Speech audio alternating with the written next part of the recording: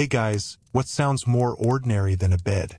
And yet, in medieval Europe, the place people were supposed to rest was often a quiet lesson in cold, rough fabric, shared heat, insect life, damp wood, and the simple fact that sleep itself was far less private, soft, and dependable than most people now imagine. Before we settle in, let me know where you're watching from and what history topic you'd like me to explore next. And if you enjoy thoughtful long-form history like this, a quick like is a simple way to support the channel.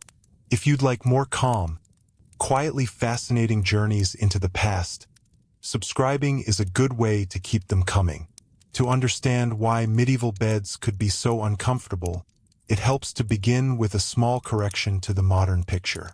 People often imagine the Middle Ages through extremes.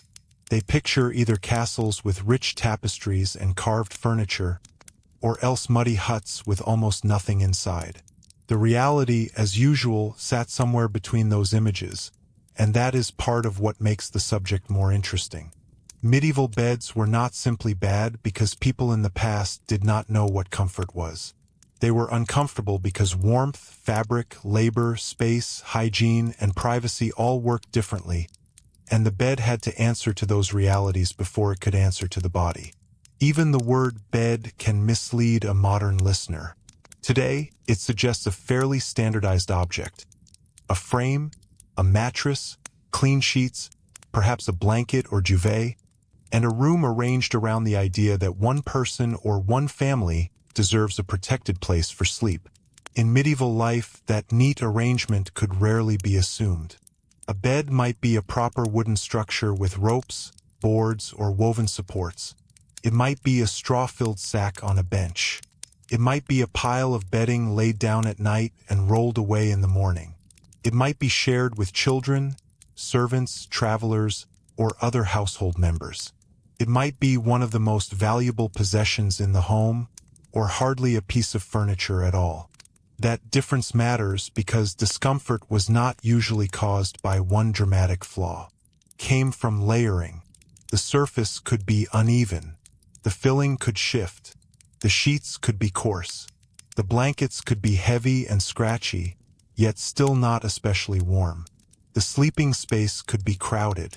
The air could be smoky. Vermin could be nearby. And all of this existed in buildings that were often much colder indoors than modern people expect. A medieval bed, then, was not simply a mattress problem. It was part of a whole environment that made rest more fragile. For wealthier households, the bed could be visually impressive. This is where modern misunderstanding often begins. A great bedstead with curtains, carved posts, embroidered hangings, and layered coverings looks luxurious to us because we read status through decoration. Medieval people did too, of course, but status and comfort were not identical. A bed could be expensive and still physically awkward. Curtains helped hold warmth and offered privacy, but they also trapped smells, stale air, and whatever lived in the cloth. Heavy coverings might signal wealth, yet their weight could press down rather than soothe. Feather beds existed, and for those who could afford good ones they were often prized. But even feather mattresses could become lumpy, damp, or uneven, especially in rooms where air circulation, heating, and cleaning were limited. And for most people, the question was not how elegant a bed looked, but what materials could be found and maintained. Straw was one of the common fillings for mattresses and pallets, not because people had failed to imagine anything softer, but because straw was available, cheap compared to finer stuffing, and replaceable. That last point mattered. A medieval household lived much closer to dirt, animals, stored food, smoke, and seasonal moisture than a modern one. Bedding absorbed all of it. Straw could at least be changed. But could be changed did not mean was frequently fresh. Replacing bedding took work and material. Old straw flattened, broke, shifted into hard ridges, and gathered dust and insects. A mattress stuffed with aging straw was less like a modern bed and more like a sack slowly remembering every place a body had pressed it. There is also the question of what lay under the mattress. Medieval bed frames were not always solid platforms. In many cases, support came from cords, lattices, boards, or stretched materials. These could sag, loosen, or harden over time. A sagging support beneath a lumpy filling creates a particular kind of discomfort. Not dramatic pain, perhaps, but a night spent adjusting the shoulder, the hip, the lower back, then turning again because no position remains good for long. That quiet, repetitive bodily negotiation was probably far more common than the grand image of exhausted peasants instantly sleeping through the night on anything available. In fact, one of the gentler misconceptions modern viewers bring to the Middle Ages is the idea that because life was physically hard, sleep must have come easily. Hard labor does produce fatigue, but fatigue is not the same as restorative rest. A person can be deeply tired and still sleep badly if they are cold, cramped, anxious, itchy, damp, or sharing space with others. Medieval people knew exhaustion, but they also knew interruption. A baby crying, animals moving nearby, someone else turning in the same bed, wind pushing through weak walls, or the simple discomfort of bedding that had lost its shape could all break the night apart. The cold is especially important here, because it changes the meaning of the bed. In a modern heated home, bedding is mainly about softness and thermal preference. In medieval Europe, for many months of the year, bedding was first a defense against chill. Stone buildings, timber houses, small windows, gaps in construction, and limited heating all meant that indoor winter air could be unpleasantly cold. Even fairly prosperous people were not surrounded by the kind of even, controlled warmth that modern bedrooms take for granted. Beds were expected to trap heat, and that is one reason bed curtains became so valuable in elite households. They created a smaller climate within a larger cold room. But again, necessity did not guarantee ease. A bed designed to preserve warmth might reduce cold while also reducing fresh air. It might keep the sleeper warmer, yet leave the bedding stuffy, stale, and thick with the smells of wool, bodies, smoke, and old fabric. For poorer households, where separate heated chambers were less likely, sleep often happened closer to the center of domestic life. The line between living space and sleeping space could be thin. The same room might contain cooking, eating, work, storage, conversation, and rest. Smoke from the hearth, especially in simpler dwellings or in periods before improved chimney use became common, could linger in fabric and rafters. The bed absorbed that atmosphere night after night. Medieval beds were uncomfortable not only because they were hard or rough, but because they were porous to the whole life of the household. And then there was sharing. This, perhaps, is one of the biggest emotional differences between medieval sleep and modern expectation. Privacy at night was not always available, and even when it existed, it was often a privilege. Beds were shared by married couples, certainly, but also by children, siblings, servants, guests, apprentices, and travelers depending on the household and circumstance. Inns could place strangers together. Domestic overcrowding could make solitary sleep unrealistic. To modern people, the discomfort of this is obvious, yet in the medieval context it was also normal, practical, and sometimes necessary. Shared body heat was useful. Space was limited. Furniture and bedding were expensive. The bed was not always imagined as a private zone of personal comfort. It was a domestic resource. That practicality, however, came at a bodily price. Shared beds meant less room to move, more noise, more shifting of weight, more competing needs for blanket space, and less ability to arrange the body freely. If one person was ill, feverish, restless, or infested with fleas, the discomfort became communal. A bed in such a world was not simply where the body rested. It was where household realities became impossible to ignore. Fleas, lice, and bedbugs deserve quiet mention here, not for shock, but because they help explain why the medieval bed could feel persistently wrong even when it looked adequate. In a world without modern laundering systems, synthetic barriers, chemical treatments, and sealed interiors, insects found plenty of opportunity. Bedding, straw, fabric hangings, clothing, animal proximity, and human crowding created ideal conditions. Medieval people were not unaware of vermin.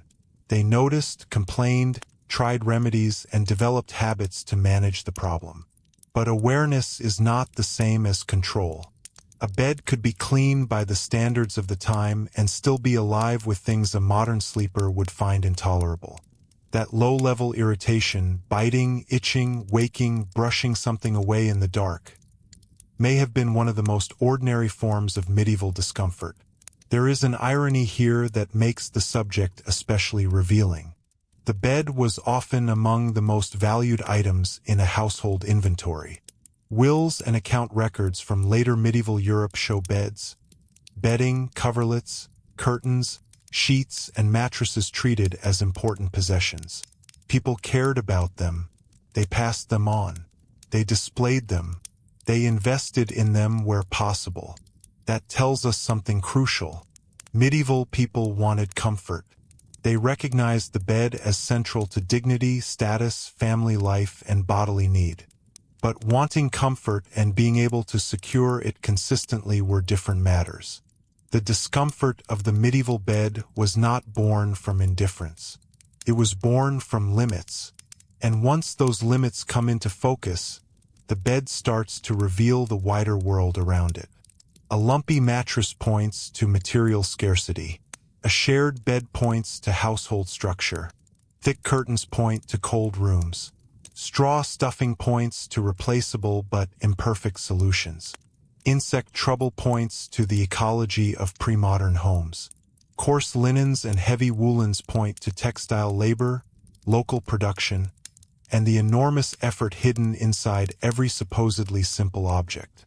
The bed, in other words, was a map of medieval life in miniature. That is part of why this topic holds attention so well. It seems domestic and small, but the more closely we look, the more it opens outward into class, climate, labor, privacy, disease, housing, and the stubborn difference between appearance and experience. A noble bed might look grand in a manuscript illustration, but grandeur did not remove winter. A peasant pallet might seem miserable to us, yet it was also part of a practical household logic built around scarcity and adaptation. The medieval sleeper was not simply less demanding than the modern one. He or she was negotiating a world in which comfort was precious, unstable, and always entangled with other necessities. And there is another layer still to uncover, because even once we leave behind the question of what a bed was made of, we have not yet reached the full strangeness of how medieval people actually slept, how nights were structured, and why the habits surrounding sleep could make the bed feel even less like the restful private refuge we imagine today. And why the habits surrounding sleep could make the bed feel even less like the restful private refuge we imagine today is a question that takes us from furniture into time itself, because medieval sleep was shaped not only by what lay beneath the body, but by how the night was understood. Modern people often imagine sleep as a single protected block, entered late and left in the morning, ideally uninterrupted. Medieval sleep, by contrast, seems in many places to have been more segmented, more social, and more vulnerable to the practical rhythm of darkness. That does not mean every person everywhere followed the same pattern, or that all historians agree on every detail, but it does suggest something important.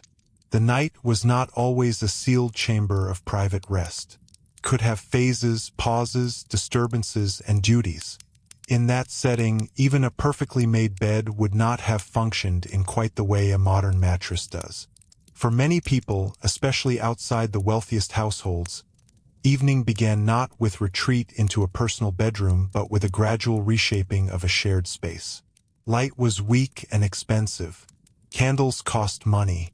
Rushlights and lamps were limited. Once darkness settled in, much of domestic life narrowed. Bedding might be laid out, benches repurposed, floor pallets prepared, children arranged, servants positioned, and the household turned from its daylight uses toward the business of surviving the night in relative warmth and order. There is a small but telling discomfort in that image. Sleep was not always waiting in readiness. It often had to be assembled. That meant the bed, for many, carried the fatigue of setup before it even carried the body. Mattresses or sacks had to be shaken, laid down, or adjusted. Blankets had to be found and shared. In cramped dwellings, the act of going to sleep could involve negotiation over place, covering, and proximity. If a fire was still burning, there were choices about safety, smoke, and heat. If it was dying down, there was the knowledge that the cold might deepen before morning. Rest began in calculation. This is one reason the medieval bed can look more uncomfortable the longer one considers it. At first glance, the problem seems physical. The mattress is lumpy, the stuffing poor, the blanket rough. But then a second layer appears. The sleeper is not entering a quiet, temperature-controlled room designed for 8 hours of private recovery. The sleeper is entering a fragile arrangement that might shift at any moment. Someone might need to rise. Someone might cough. The fire might fail. An animal might make noise. Wind might press through shutters or gaps. Rain might change the smell and dampness of the whole house. And in towns where houses stood close together and streets could remain lively longer than one might expect, outside noise could still find its way in. Even where people enjoyed more solid housing, sleep was not always protected from obligation. A servant might be called. A household member might need tending. A sick relative could turn the night into work. Women caring for infants knew this intimately, though of course such burdens were not limited to one class. The bed was not necessarily the endpoint of the day. It was often a pause inside a larger cycle of domestic responsibility. That changes the emotional meaning of discomfort. A rough bed after an easy day is one kind of problem. A rough bed in a world where the night might still demand something from you is another. It also helps explain why warmth mattered so much more than softness. Modern advertising teaches people to think about sleep surfaces in terms of support, pressure, and luxury materials. Medieval people certainly noticed softness, but warmth and enclosure could outrank it. A person who has spent the day in chill air, damp clothes, or drafty rooms does not always seek the most elegant surface. He seeks retained heat. She seeks a place where the body can stop losing warmth. That is why so much medieval bedding, especially in colder climates and seasons, can seem excessive or clumsy to us. Layers were not decorative extras. They were insurance. Yet those same layers introduced new discomforts. Heavy woolen blankets might trap warmth, but they could be scratchy, difficult to clean, and oppressive in weight.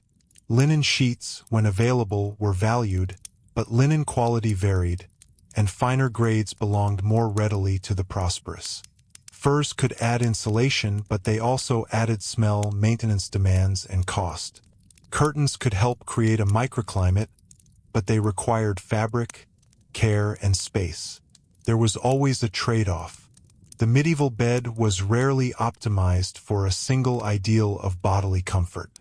It was a compromise among competing needs. The same can be said for bed height and construction. In wealthier homes, beds were often raised from the floor, which had real advantages. Height could reduce exposure to drafts near the ground, distance the sleeper from dirt and vermin to some degree, and signal status. Climbing into a substantial bed could itself feel reassuring. But a high, curtained bed was not only a sleeping place. It was furniture with ceremony attached to it. In elite settings, the bedchamber could be semi-public in ways that surprise modern viewers. Important people might receive visitors in or near the bed. The bed could serve as a site of illness, birth, conversation, negotiation, even display. Its meanings were broader than simple rest. That made it prestigious, But it also meant that the emotional boundary between private comfort and public life was thinner than we assume. For humbler people, of course, that prestige could seem distant. But even there, the bed or bedding often sat close to the center of family identity. To marry, to form a household, to manage servants, to host a guest, to survive winter, all of these involve the material culture of sleep. This is why inventories and household records can feel unexpectedly intimate. They remind us that sheets, bolsters, coverlets, mattresses, blankets, and bedsteads were not trivial things. They were part of a household's ability to function with some degree of decency. If people invested in them, repaired them, inherited them, and mentioned them in wills, it is because nightly discomfort was not treated lightly. People understood what was at stake in a good bed, even if the result still fell short of modern expectation. There is a quieter point here too, one that often disappears in simplified depictions of the Middle Ages. Medieval people were not strangers to the idea of bodily ease. They did not prefer misery for its own sake. They padded benches, stuffed cushions, hung textiles, sought warm corners, improved furnishings when resources allowed, and differentiated clearly between better and worse bedding. The uncomfortable bed was not a mark of primitive taste. It was the outcome of circumstance, economy, and environment. That distinction matters because it keeps the past human. It reminds us that discomfort did not feel noble or normal merely because it was common. It was still discomfort. And once we think about discomfort as something people actively noticed, another dimension comes into focus: smell.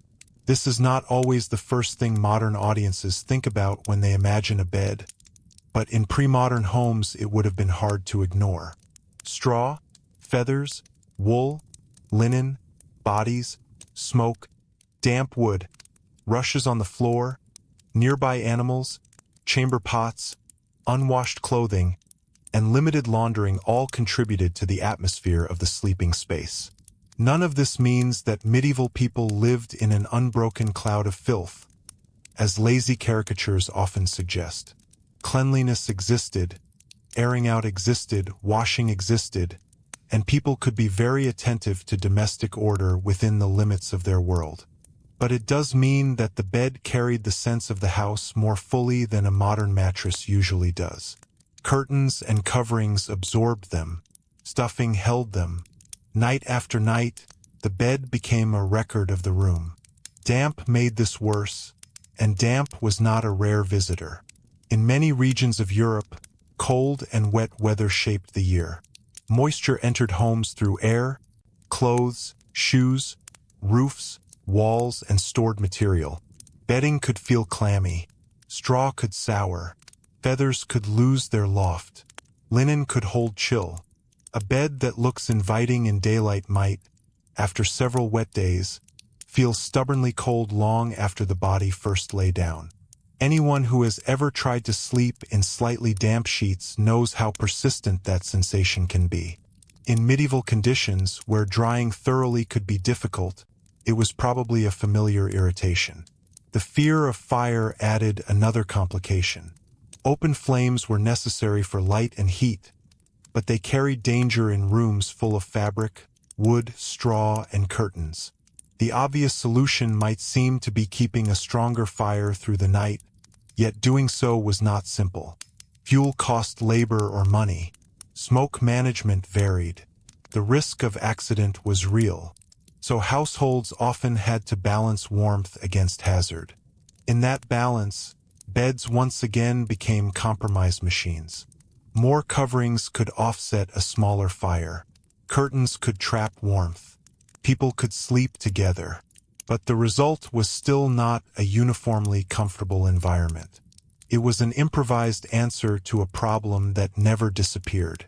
This is also where class differences deserve careful attention. The rich did, undeniably, sleep better in certain ways more often than the poor. Better materials, more space, more servants, thicker walls, more textiles, and more rooms all mattered.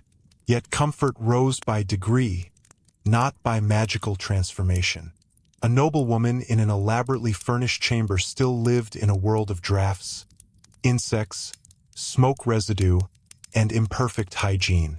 A merchant family with a respectable bed still shared a town with noise, smell, and cold seasons. Wealth softened medieval discomfort. It did not abolish it. That is one of the more revealing truths of the subject. The famous bed of state and the humble straw pallet existed on a spectrum, not in separate universes. Both belonged to a civilization in which indoor life remained materially closer to weather, fabric, animals, and human bodies than ours does. The position of children within this world tells its own story.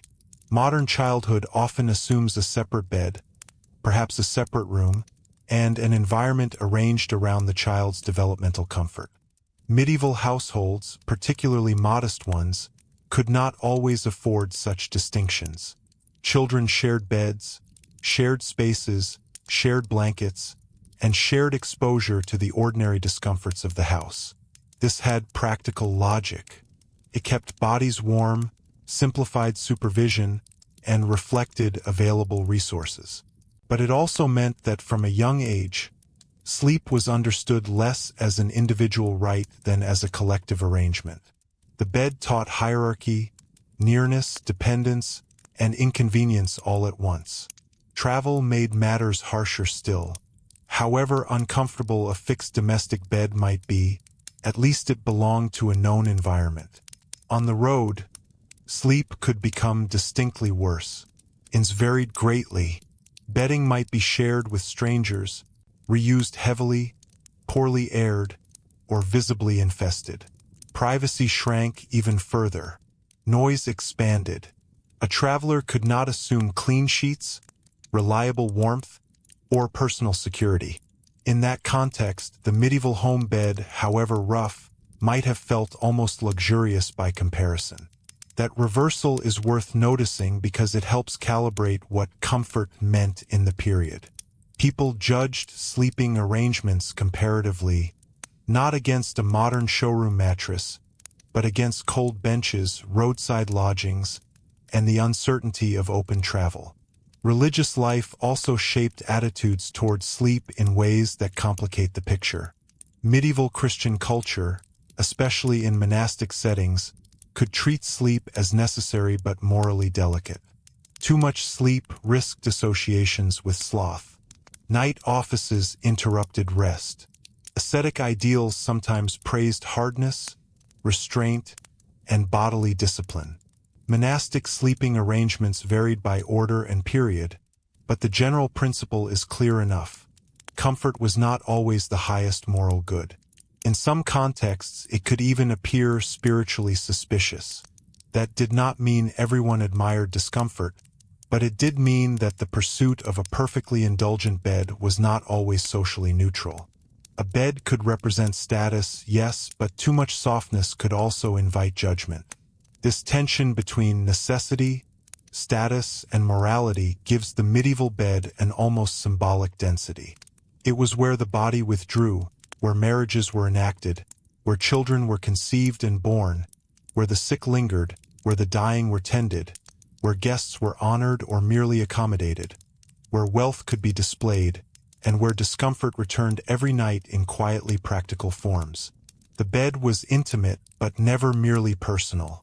It was social furniture. It stood at the intersection of biology and household order. That is why the familiar question, were medieval beds really that uncomfortable, ultimately has to be answered with more nuance than either nostalgia or mockery allows. They were often uncomfortable in ways that modern people would feel immediately. Hardness, cold, insects, crowding, odor, damp, rough fabrics, unstable stuffing. But they were also uncomfortable in a deeper sense because sleep itself sat inside a different architecture of life. The bed was not isolated from work, weather, class, disease, morality, or family structure. It absorbed all of them. And once that becomes clear, the next question is not simply how people endured such nights, but how they adapted their habits, rituals, furnishings, and expectations around them, because the medieval response to an uncomfortable bed was never only resignation. People kept trying to improve sleep within the limits they had, and those efforts, sometimes practical, sometimes revealingly strange, lead us further into the room itself.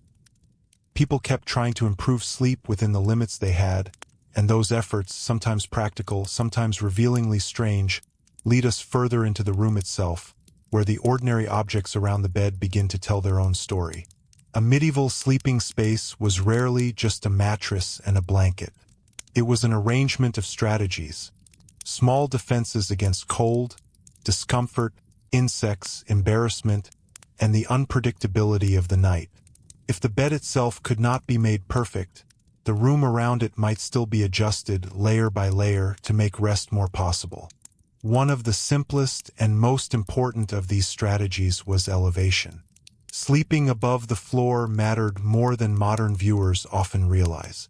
Floors in medieval homes were not the sealed, insulated surfaces we know today. They could be cold stone, packed earth, rough boards, or surfaces scattered with rushes and straw. Near the ground, damp lingered longer, drafts were sharper, and insects found easier access. Raising the bed even a little changed the experience of the night. It distanced the sleeper from some of the chill and from part of the dirt of daily life. This was practical comfort, not luxury for its own sake. That is part of why a true bedstead carried such importance. It represented not just status, but a kind of control over the environment. A wooden frame suggested permanence. It suggested that sleep had a place of its own rather than borrowing space from the rest of the house. And yet, even here, comfort was not guaranteed. Wooden frames creaked, joints loosened, ropes slackened, and the carved beauty of a bed did not necessarily protect a back from poor support. Medieval people repaired beds because they had to. A failing bed was not an inconvenience. It changed the quality of every night. Ropes beneath mattresses became especially significant in later medieval and early modern households, stretched across the frame to support the bedding above. These ropes needed tightening over time, and when they sagged, the whole sleeping surface changed with them. The expression "sleep tight," though often repeated with more certainty than historians prefer, reflects at least the logic of the thing. A loose support meant the body dipped awkwardly, gathering the sleeper toward the center in ways that were not restful. A tightened one offered firmer stability. It is a small reminder that comfort was often maintenance, not possession. Curtains around the bed served a similar purpose. To modern eyes, bed curtains can look theatrical, almost decorative, but in a medieval chamber they answered several problems at once. They held warmth close to the body. They blocked some drafts. They offered privacy in rooms where privacy was otherwise scarce. They reduced light from hearths or candles if others remained awake. In noble households, they also displayed wealth through expensive cloth and embroidery, but their usefulness was more basic than that. They created boundaries where architecture could not. Still, curtains solved one problem while deepening another. Thick fabric trapped warmth, but it also trapped stale air, dust, and smell. If vermin had found their way into the bedding, curtains did not politely exclude them. They enclosed them. In winter, the enclosed bed could feel like a refuge. In warmer weather, it could become close and heavy, especially in rooms where fresh air moved poorly. Medieval comfort often involved choosing which discomfort felt easier to live with. People also relied on bed warmers and heated objects long before modern heating systems existed. In wealthier homes, metal warming pans filled with hot coals might be passed through the sheets before sleep, pushing warmth into linen that would otherwise feel almost hostile on a winter night. Simpler households used heated stones, bricks, or bottles wrapped in cloth. The principle was obvious enough: warm the bed before the body entered it. But here again, comfort came with risk. Fire and fabric are uneasy companions. A warming pan used carelessly could scorch bedding or create far worse problems. Even successful warming was temporary. The bed began warm, but the room still remained what it was. There is something quietly revealing in that ritual. Someone preparing the bed against the cold before sleep. It reminds us that comfort was active labor. Someone had to fetch fuel, tend coals, move the pan, shake the sheets, manage the timing. For elite households, servants often performed this invisible work. For everyone else, it remained part of domestic effort. The pleasant moment of entering a warm bed depended on an economy of preparation that often disappears from romantic images of the past. Then there were the sheets themselves. Linen was prized for good reason. It could be washed more readily than heavier outer coverings and felt cleaner against the skin. But linen was expensive in labor even when not ruinously expensive in price. Growing flax, processing it, spinning thread, weaving cloth, bleaching and maintaining it, all of this demanded time. Fine linen was therefore not just a comfort but a statement of household competence and resources. Coarser linen, or the absence of it, meant a very different tactile experience. Roughness against skin is easy to dismiss in theory and difficult to ignore night after night. Wool dominated much of the outer bedding because it was warm, durable, and widely available. Yet wool also had its own personality. Could itch. It held smell. It absorbed the environment. A heavy wool blanket in winter might feel like rescue. The same blanket, old and dense and carrying years of use, could feel almost like another body laid on top of you. Medieval comfort was often seasonal and conditional. The same object could be blessing and burden depending on the month. Pillows deserve mention too, because they reveal the quiet hierarchy inside the bed. Pillows were not trivial luxuries. They could be stuffed with feathers, wool, straw, or other materials, and the difference mattered. A feather pillow for the wealthy was a sign of softness and refinement. A harder bolster or simpler stuffing changed posture and sleep quality more than people tend to admit. Neck pain is not a modern invention. The body has always noticed what supports the head. And if we move just beyond the bed itself, we find one of the least glamorous but most necessary features of medieval night life: the chamber pot. In homes without indoor plumbing, the distance between sleep and practical bodily need remained short and unmistakable. Rising in darkness, especially in winter, to go outside could be unpleasant or unsafe. Chamber pots solved one problem by introducing another. Their presence in or near the sleeping room affected smell, privacy, and atmosphere. Again, the bed cannot be separated from the room. Rest happened beside the realities of the body, not in a sanitized zone apart from them. This becomes even clearer when illness entered the picture. Beds were not merely for sleep. They were where sickness unfolded. A person with fever, injury, childbirth recovery, or long decline remained in bed for extended periods, and the room changed around that fact. Visitors came. Care happened there. Food, medicine, prayer, and final conversations all gathered at the bedside. A good bed, then, was not only about nightly comfort. It was about dignity in vulnerability. The discomfort of a poor bed became far more serious when it was also the place where one suffered illness or approached death. This helps explain why elite households invested so much symbolic energy in the bedchamber. A grand bed was a stage for life's most serious transitions. Birth and death both passed through it. Marriage was marked there. Political access could happen there too. Royal and noble households treated the chamber as a site of authority. It was possible to be admitted to the presence of someone precisely because they were in bed. This is strange to modern instincts, which tend to separate sleep from ceremony, but in the medieval world the bed was socially central. At the other end of the social scale, ordinary people experienced the same centrality with fewer layers of privacy. Birth happened in the shared house. Illness unfolded close to family and work. Children learned early that beds were not sealed personal territories but places where life pressed in. The emotional meaning of sleep was therefore different. Solitude itself could be rare enough to feel luxurious. Even dreams and nighttime fears shaped how the bed was experienced. Medieval people did not enter sleep with the same mental landscape we do. Religious belief, folklore, fear of spirits, concern over sin, anxiety about death, and the practical dangers of darkness all influenced the imagination of the night. A bed was a place of vulnerability not only to cold and insects, but to unseen threats, some spiritual, some psychological, some simply the ordinary fear that arrives more easily in darkness. A child hearing wind against shutters might not interpret it as merely weather.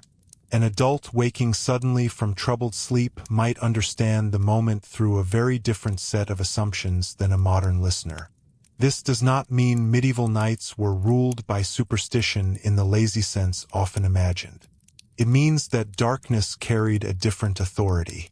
Without electric light, without the easy reassurance of instant illumination, the night had depth. Silence could feel heavier.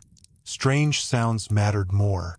A house settling, an animal moving, footsteps outside, the sudden cough of someone beside you. All of it could sharpen awareness. The bed was not always peaceful because the night itself was not always neutral. There is also the question of status displayed through sleeping arrangements for guests.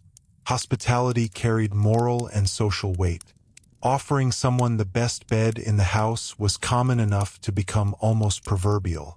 This meant that household members might surrender their own relative comfort to preserve honor. The best bed was not always the marital bed in the sentimental sense modern people assume, but it was certainly one of the household's most valued resources.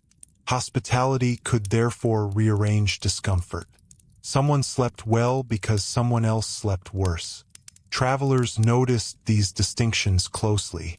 Letters, accounts, and later diaries often remark on the quality of beds because it mattered immediately. Too short, too hard, too crowded, too dirty, too cold. Such details stayed in memory because poor sleep shaped the next day's body. The traveler judged a place partly through the night endured there. Comfort was local reputation, and reputation mattered because people were always comparing.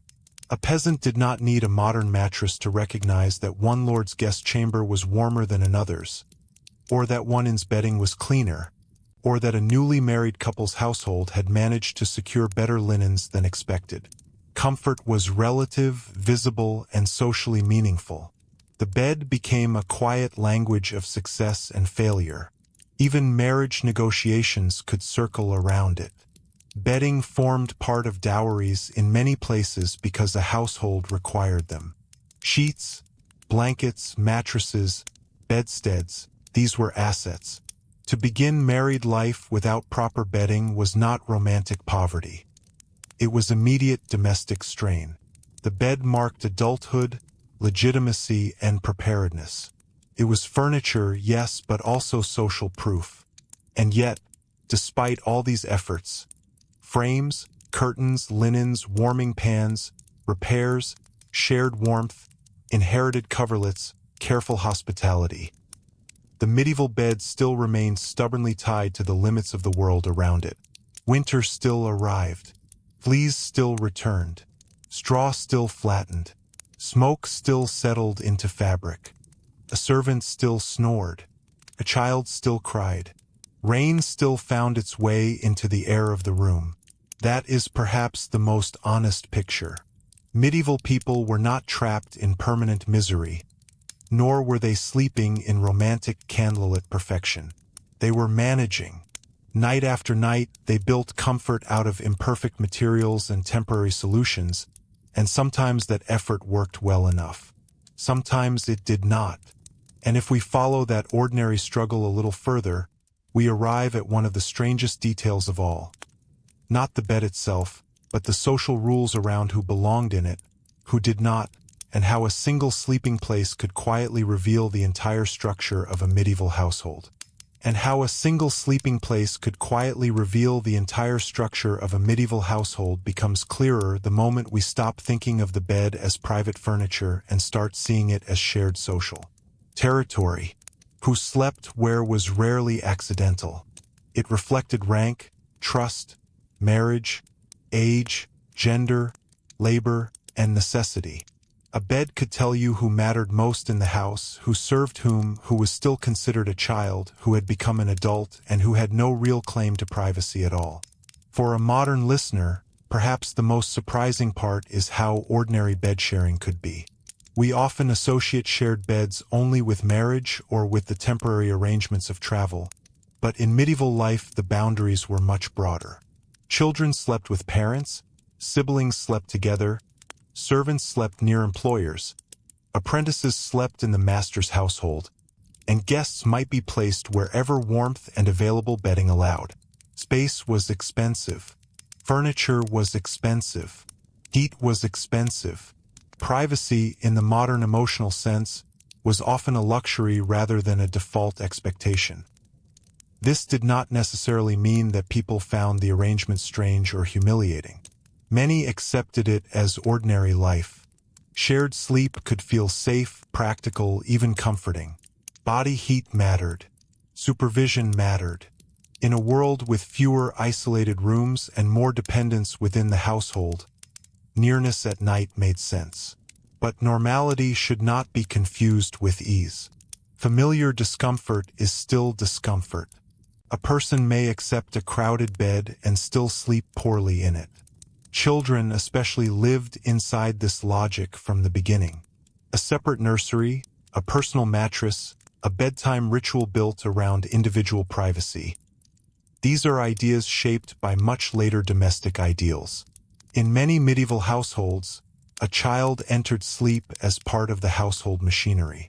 Younger children often slept with parents or close relatives, not simply for affection but for warmth, safety, and practical oversight. Older children might shift into shared arrangements with siblings or servants depending on space and status. Sleep taught them very early that the house belonged to everyone before it belonged to them. That experience shaped emotional life in ways that are difficult to measure but easy to imagine. Privacy is not just a physical arrangement. It changes the way a person thinks about solitude, secrecy, embarrassment, and rest. A child raised in shared sleeping spaces learns different instincts about the body and its boundaries. Illness is seen. Fear is heard. Nightmares are not private events. A restless night belongs partly to everyone else.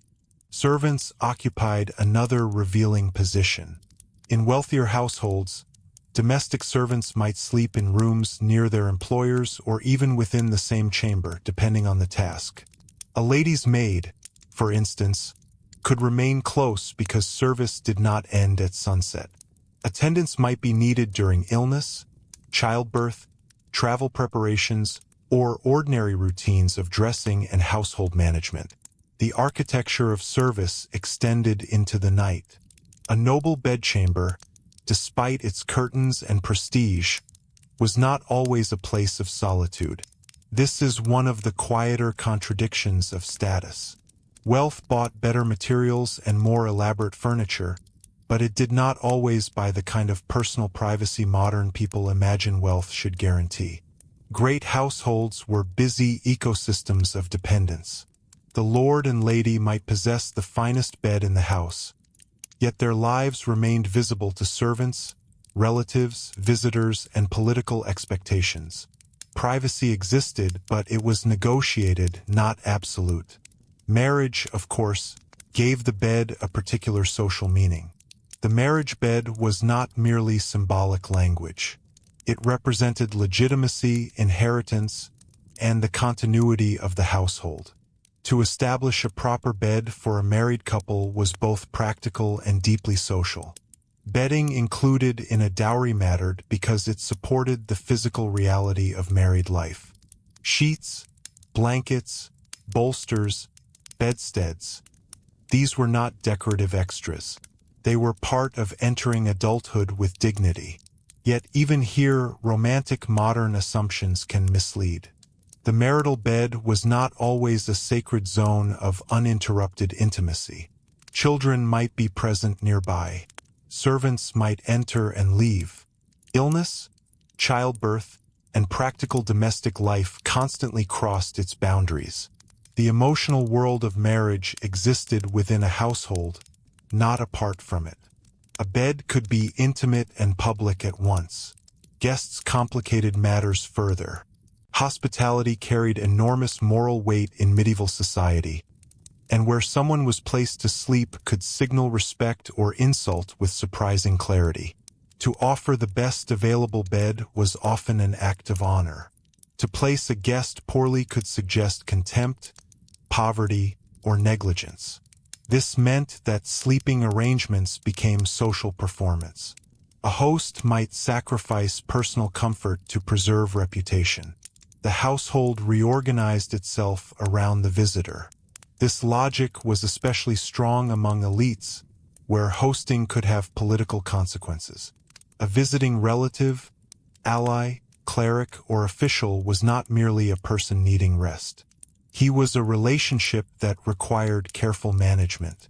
The quality of bedding, the warmth of the chamber, the presence of curtains, the privacy offered, these details carried meaning. Sleep became diplomacy.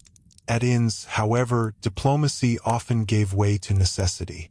Shared beds with strangers were common enough to be unremarkable, though not necessarily pleasant. Travelers expected compromise. Beds might be assigned according to availability rather than preference. Several people could share one mattress. Snoring, smells, fleas, unfamiliar habits, and the low-level anxiety of sleeping near strangers made rest uncertain. And yet, because roads were long and travel exhausting, people accepted this as part of movement through the world. There is an almost comic honesty in travel accounts that complain about bad beds. They remind us that history is full of people sounding exactly like people now. Tired, annoyed, and specific about the terrible night they just had. A mattress too short, a blanket too thin, a room too loud. These details survive because the body remembers them vividly. Grand politics may fade, but a miserable night remains strangely clear. Class distinctions appeared sharply here. A wealthy traveler might secure a private chamber and better bedding. A poorer traveler might accept whatever space remained. Yet even private rooms were not always peaceful. Walls were thin, heating unreliable, and standards inconsistent. Comfort improved by degree, not by certainty. The rules of gender also shaped sleeping arrangements in ways that could be strict and revealing. Respectability depended partly on visible order. Who was allowed to share a room or bed, under what circumstances, and with what supervision mattered socially. Reputation could be fragile. An unmarried woman's sleeping arrangements, especially in wealthier or more closely watched households, might be treated with particular caution because the bed symbolized more than rest. It stood too close to questions of sexuality, inheritance, and family honor. At the same time, practical necessity constantly bent ideal rules. A crowded house could not always follow moral geometry perfectly. Servants traveled. Guests arrived unexpectedly. Children fell ill. Winter made warmth more urgent than etiquette. Medieval households often balanced principle against circumstance. This is where the past becomes most human, not in rigid rules alone, but in the improvisation around them. Apprentices offer another useful example. A young apprentice in a town household did not simply work for a master. He often lived there, ate there, and slept there. The household was both workplace and home. His bed, perhaps shared or placed in a workshop loft, reflected his place in that structure. He was not family, but not entirely separate either. Sleep itself marked his intermediate status. The same was true for seasonal laborers, foster children, elderly relatives, widowed kin, and many others whose place in the household did not fit neat modern categories. The bed assigned to them, central chamber, side room, bench by the fire, pallet near the kitchen, quietly announced where they stood. Medieval domestic life was spatially honest. Rank was not abstract. You could often see it in where someone slept. Even the dead remained connected to the logic of the bed. People frequently died at home, often in bed, surrounded by family and neighbors. The bed became the last stage of ordinary life. It held the final illness, the final confession, the last instructions about property and children. Inheritance records that carefully listed bedding were shaped partly by this intimacy. A bed was expensive, yes, but it was also emotionally saturated. It had witnessed everything. This emotional weight helps explain why certain beds became remembered objects. A parent's bed, a marriage bed, the best guest bed, the bed in which someone died, these were not interchangeable furnishings. They accumulated story. In an age before mass-produced furniture and constant replacement, objects stayed long enough to gather memory. Sleeping in a family bed meant sleeping inside family history, and that continuity could become uncomfortable in its own way. Old feather beds were valued, but they also absorbed generations of use. Curtains darkened with smoke.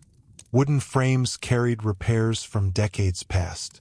A noble household might boast ancient furnishings not because antique style was fashionable in the modern sense, but because good furniture lasted and replacement was costly. Comfort came with inheritance, and inheritance came with age. This also shaped attitudes toward cleanliness. Washing bedding was labor-intensive, weather-dependent, and limited by material realities. Sheets could be laundered more often than heavy coverings, but mattresses and feather beds could not simply be tossed into a modern machine. They had to be aired, beaten, restuffed, repaired, or endured. This meant that the bed was always in a slow negotiation with dirt rather than a state of permanent freshness. Medieval people understood the value of clean bedding precisely because achieving it was difficult. There is a revealing contrast here with the modern hotel ideal. Crisp sheets, neutral scent, invisible labor. Medieval sleep made the labor impossible to ignore. Someone washed those linens. Someone stuffed that mattress. Someone turned the feather bed, mended the blanket, shook out the straw, aired the curtains, warmed the chamber, and argued over who got the better place by the fire. Comfort had fingerprints on it. And because it did, the politics of the household often surfaced most clearly at night. Resentments over fairness, favoritism, labor, and status could be felt in the body. Who got the warmest place? Who gave up a blanket for the guest? Who remained near the draft? Who had to rise first and therefore slept worst? The bed was domestic politics made physical. It is tempting to imagine sleep as the one moment people escaped social structure. But in medieval life, the opposite was often true. Sleep displayed structure with unusual clarity. The household arranged itself in darkness according to the same pressures that shaped it by day. Love, obligation, authority, poverty, hospitality, and fear all took visible form in blankets and boards. And perhaps nowhere was this clearer than during winter, when cold forced every household decision into sharper focus. In summer, discomfort could be irritating. In winter, it could become dangerous. Who slept nearest the hearth, who shared warmth, who had enough coverings, who occupied the curtained bed, who remained on the outer edge of the room. These were no longer small preferences. They could determine health itself. Winter stripped romance from the medieval bed faster than almost anything else. The carved posts and embroidered hangings mattered less than the simple question of whether the sleeper would wake warm enough to function the next day. And in that season, the household's hierarchy became impossible to ignore, because warmth, like comfort, had to be distributed, and not everyone received the same share. That distribution, and the strange nightly economy it created opens another door into medieval life, because once we begin following warmth instead of furniture, we start to understand why some of the most important parts of the medieval bed were not made of wood or linen at all, but of fire, bodies, and the architecture of the house itself. Because once we begin following warmth instead of furniture, we start to understand why some of the most important parts of the medieval bed were not made of wood or linen at all, but of fire, bodies, and the architecture of the house itself. Comfort in bed was often decided long before anyone lay down. It depended on where the hearth stood, how the walls held or lost heat, which direction the wind found easiest to enter, and whether enough human bodies shared the room to create warmth of their own. Modern people tend to think of heating as background infrastructure, silent radiators, vents, thermostats, an invisible system expected to work. Medieval heating was far more visible, labor-intensive, and uneven. Fire was not ambient convenience. It was a managed resource. Wood had to be gathered, cut, bought, stored, and rationed. Peat, charcoal, brush, and other fuels varied by region and class, but none of them were effortless. Every warm room represented labor. Every additional hour of fire meant more fuel consumed, and winter could turn that calculation into a daily anxiety. This meant the bed was part of household economics. A family did not simply ask what was comfortable. They asked what was sustainable. Could the hearth be kept strong late into the night? Could fuel be spared for morning relighting? Should everyone sleep in one room to preserve heat rather than scatter into separate cold spaces? These were practical decisions, and they often made the bed feel less like a personal possession and more like a node inside a larger survival strategy. The central hearth, especially in simpler homes, shaped nearly everything. In earlier and humbler dwellings, the fire might occupy the main room, and much of life arranged itself around it. Cooking happened there, work happened there, conversation gathered there, and when darkness came, sleep remained close to that same source of warmth. The best sleeping place was often not the softest surface but the nearest viable position to retain heat without becoming dangerous from sparks, smoke, or crowding. That closeness carried its own discomforts. Too near the fire meant smoke, dryness, noise, and interrupted air. Too far meant cold creeping into blankets and joints before midnight. A family learned the geography of its own winter, which corner stayed warmer, which wall sweated with damp, which draft moved under the door, which place by the bed frame held the least misery. Comfort became local knowledge. In houses with upper rooms or loft spaces, another calculation appeared. Warm air rises, and sleeping above the main room could help retain some heat. But lofts also brought inconvenience. Steep ladders, cramped ceilings, stored goods, poor ventilation, and the quiet awareness that fire below could be both protector and threat. Timber houses and open flames lived in uneasy partnership. A warm house could become a dangerous one very quickly.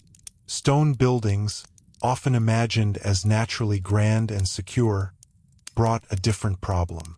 Stone holds cold with impressive loyalty.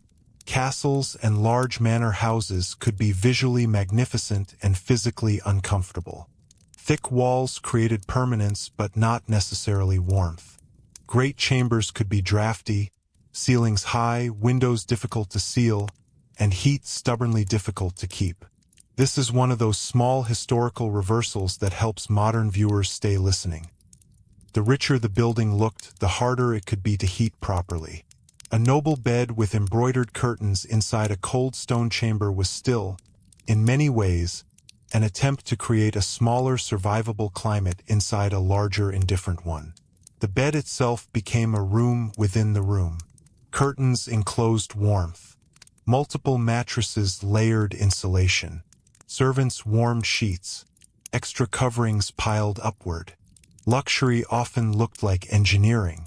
This is also why sleeping naked, which some modern people might assume would be more comfortable under heavy blankets, was often treated differently. Nightshirts, caps, and layered clothing mattered because uncovered skin lost warmth too quickly in cold rooms.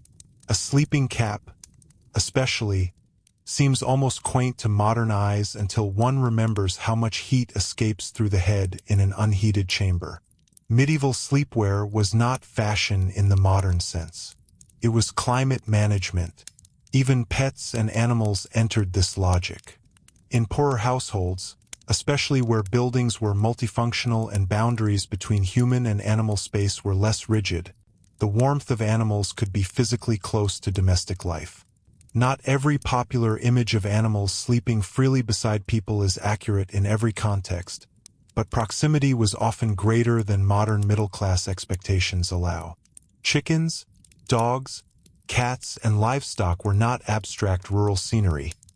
They were part of the environmental reality of the home. Their presence brought warmth, noise, smell, and insects in equal measure.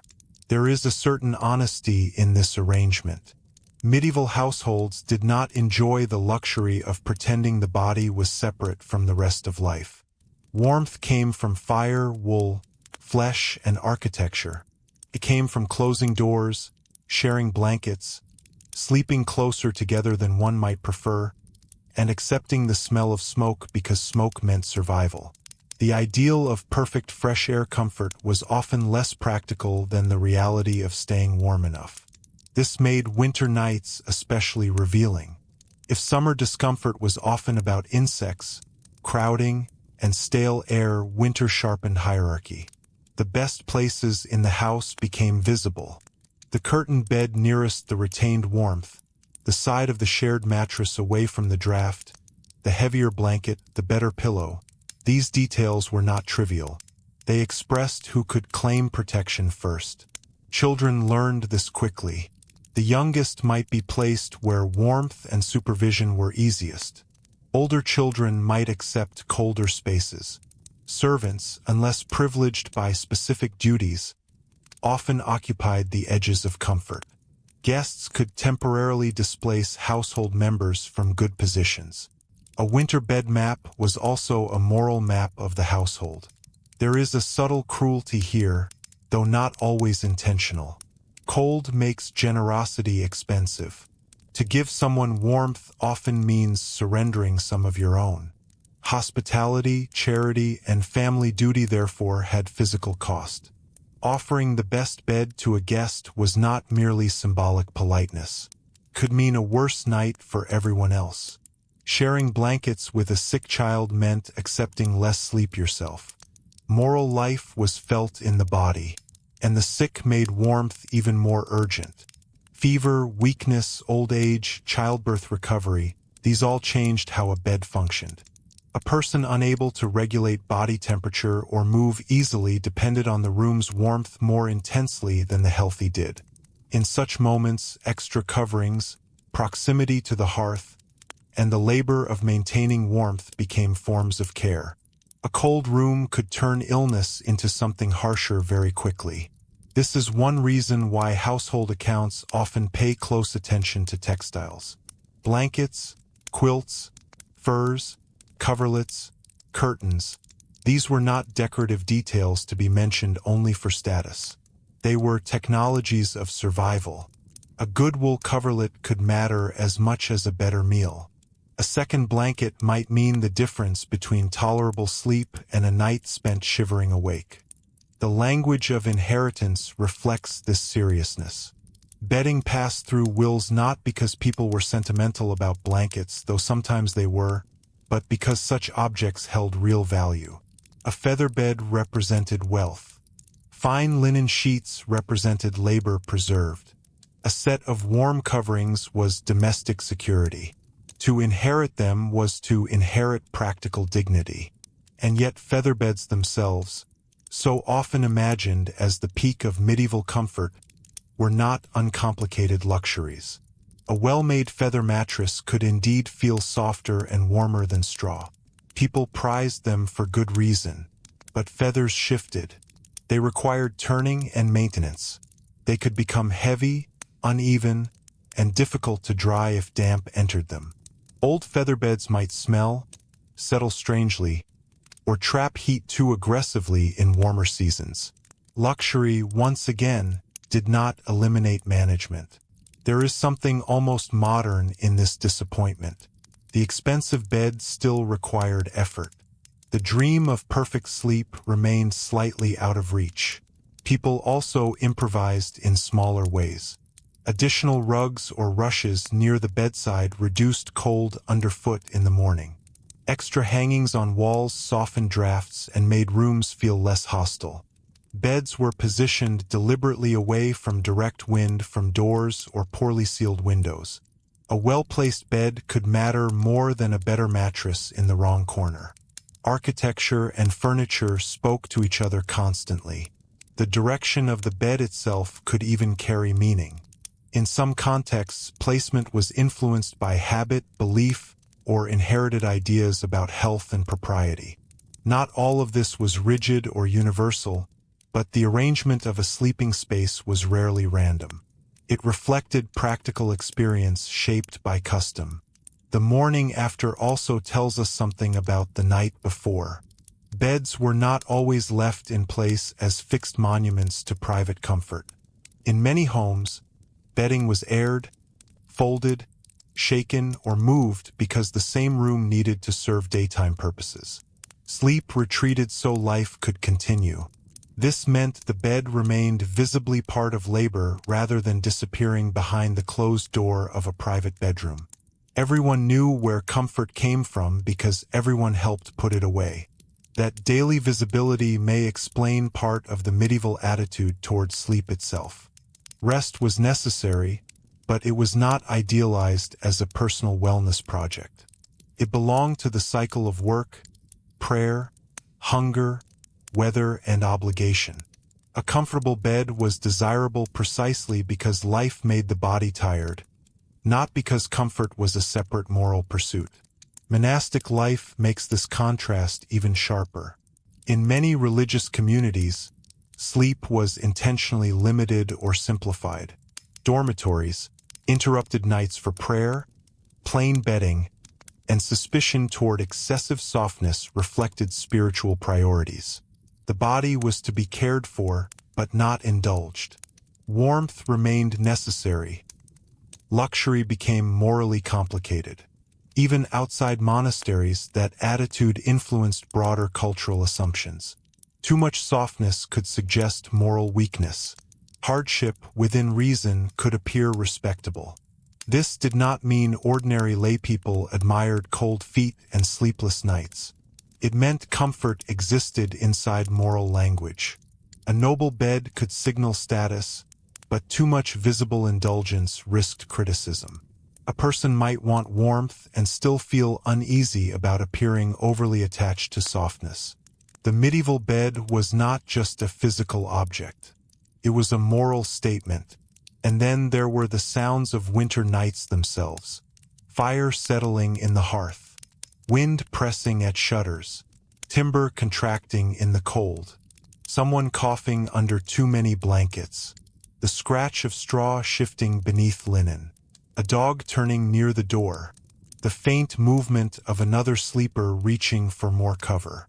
Medieval sleep was acoustic. Silence was never truly silent.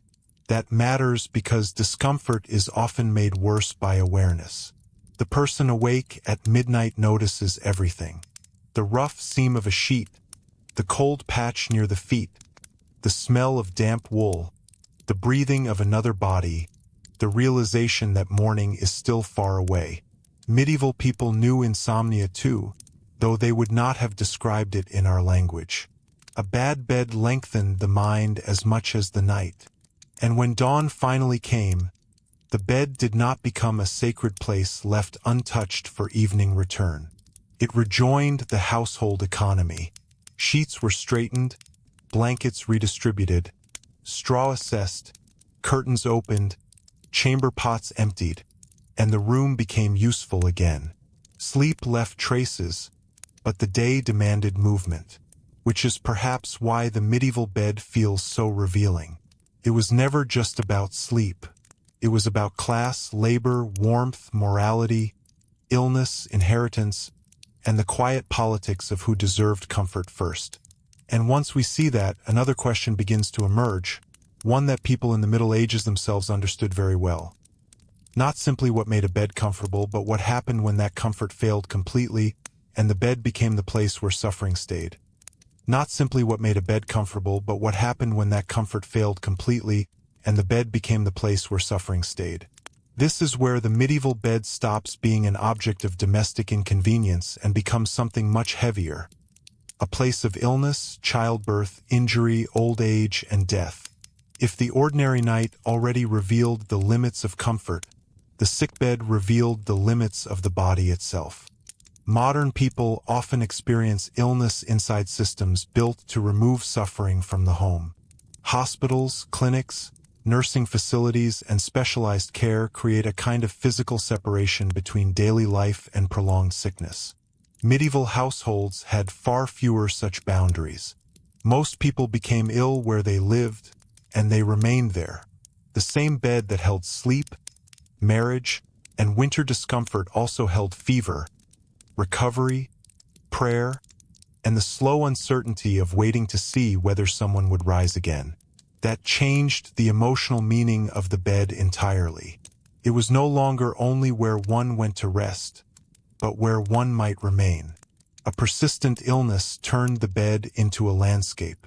The arrangement of pillows mattered. The warmth of blankets mattered. The softness of straw or feathers mattered more than ever because hours became days, and days could become weeks. A poor mattress that was tolerable for one tired night became punishing when the body could not leave it. Bed sores, stiffness, damp sheets, stale air, and the humiliation of dependence were not modern discoveries. A person confined to bed in the Middle Ages knew the slow discomfort of the same position, the same smells, the same ceiling, the same interruptions of sleep by pain or fear. Caregivers knew the labor of turning bedding, bringing water, adjusting covers, and managing bodily needs without modern equipment. Comfort in such moments became not a luxury but a form of mercy. The chamber pot, mentioned earlier as an ordinary feature of night life, became far more central during illness. So did basins, cloths, warming pans, and every practical object that made staying in bed slightly less degrading. A household's ability to provide care often depended less on medicine in the modern sense and more on these small acts of physical management. Warmth, cleanliness within possible limits, quiet, and the presence of attentive people could shape suffering more immediately than many available remedies. This is one reason the bed appears so often in wills, letters, and household records. It was the stage on which major life events unfolded. To die well in medieval Christian thought often meant more than the biological fact of death. It involved preparation, confession, reconciliation, witnesses, prayer, and the moral order of departure. Much of that happened at the bedside. The dying person gave instructions there. Family gathered there. Priests came there. The bed became the final room of public life. That can feel strange to a modern imagination that tends to protect dying behind institutional walls, but for medieval people it was deeply domestic. Children might witness it. Neighbors might enter. The bed that had always been central to the household simply took on its final duty. Death did not arrive in a separate architecture. It arrived where people already lived. This gave beds a kind of memory. A bed was not neutral after such events. It had held births and final breaths. It had heard confessions, arguments, reconciliations, and the exhausted silence after them. To inherit a family bed was to inherit something materially valuable, yes, but also emotionally saturated. The object carried traces of lives that could not be washed out with the linen. Childbirth made the bed equally central, though in a very different register. For many women, the bed was the place where the household's future arrived and where danger became immediate. Birth was not an abstract biological event. It was a domestic, social, and often frightening one. Women gathered, linens were prepared, heat was managed, prayers were said, and the bed became a place of intense attention. The phrase "lying in" reflects this world. Recovery after childbirth involved extended time in bed and careful management of warmth, bleeding, weakness, and vulnerability to infection. A comfortable bed, clean linens, and help from other women were not small comforts. They shaped survival. Wealth changed outcomes here not only because of access to better food or attendance, but because the physical environment of the bed itself could be less punishing. Even so, luxury did not remove danger. Noble women in beautifully furnished chambers still faced the same fundamental risks of childbirth in a world without modern obstetrics. A grand bed could soften recovery if things went well. It could also become the place where the household waited in fear. There is an emotional honesty in this that cuts through romantic ideas of medieval domestic life. The bed was never merely picturesque. It was where life's most serious thresholds were crossed. Comfort mattered because vulnerability was close. A warm room and decent bedding were not indulgences when the body was under siege. Old age sharpened this truth again. As people weakened, the bed often became less a nightly stop and more a permanent territory. Joints stiffened. Standing became difficult. Cold hurt more. Sleep became lighter, more broken, more dependent on the kindness or patience of others. The old person's place in the bed could reveal the household's moral character. Were they kept warm? Were they near the center of family life or quietly pushed to the edge? Comfort became a measure of respect. This is where the politics of care becomes impossible to ignore. Medieval households were built on obligation, but obligation could be generous or grudging. A comfortable bed for an aging parent required labor and resources. It meant someone else fetched wood, washed linen, adjusted pillows, or surrendered a better sleeping place. Love and duty were often expressed through blankets and proximity, not speeches. There is also the question of mental suffering, though medieval people would not have described it in modern clinical language. Nights of worry, grief, fear of judgment, anxiety over harvests, debts, illness, war, or children could turn even a decent bed into an uneasy place. Insomnia, restless sleep, disturbing dreams, religious dread. These belong to the emotional history of the bed as much as straw mattresses and fleas did. Dreams themselves were often taken seriously. They could be interpreted morally, spiritually, or symbolically. A troubling dream might not be dismissed as random mental noise. It might linger in the mind with consequence. Sleep was therefore not always a simple escape from the world. Sometimes it brought its own burdens. This is another reason privacy mattered less and yet vulnerability felt greater. A person sleeping badly was not hidden. Fear, muttering, waking, prayer, crying, all of it could be shared by proximity. The household witnessed each other's weakness because there was no architecture designed to conceal it. Monastic communities approached this differently but no less intensely.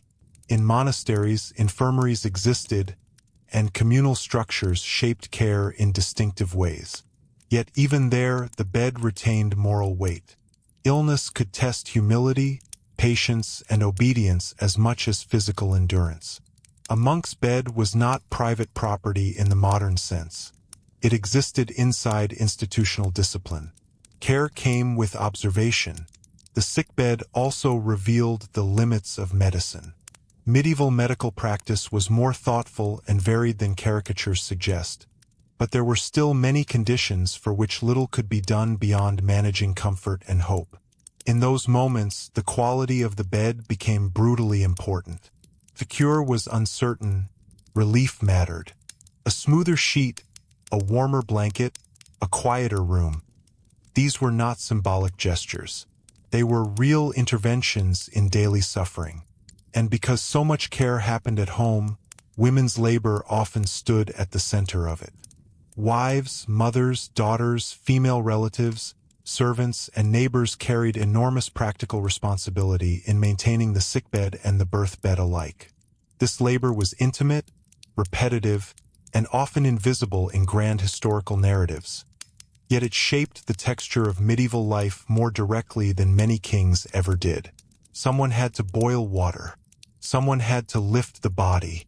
Someone had to clean the sheets, warm the room, notice the fever, sit through the night, and still rise for ordinary household work in the morning.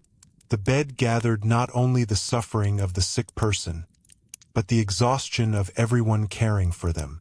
This makes the medieval bed strangely democratic. Lords and peasants alike ended there eventually, though with very different materials around them. The nobleman might have velvet curtains and a feather mattress. The laborer might have straw and coarse wool. But both still faced the stubborn human fact that the body weakens, and that comfort at the edge of illness becomes precious beyond status. Even legal and political life could bend toward the sickbed. Decisions were delayed because someone could not rise. Final instructions about land and inheritance were spoken from pillows. Witnesses stood around the bed because the bed had become the place where authority still remained possible. A ruler in bed was still a ruler. A parent in bed was still the center of the family's future arrangements. There is a reason language around power and intimacy often returns to the bed. It was where the public and private could no longer be separated neatly. Governance, reproduction, illness, and mortality all met there. A bed was ordinary furniture carrying extraordinary weight. And yet, despite all of this seriousness, daily life continued around it. Children still argued in the next room. Fires still needed tending. Bread still had to be made. A person might be dying while someone nearby worried about damp firewood or tomorrow's market. This coexistence of the ordinary and the immense is perhaps one of the truest things about the medieval household. The bed did not pause history. It held it while everything else kept moving.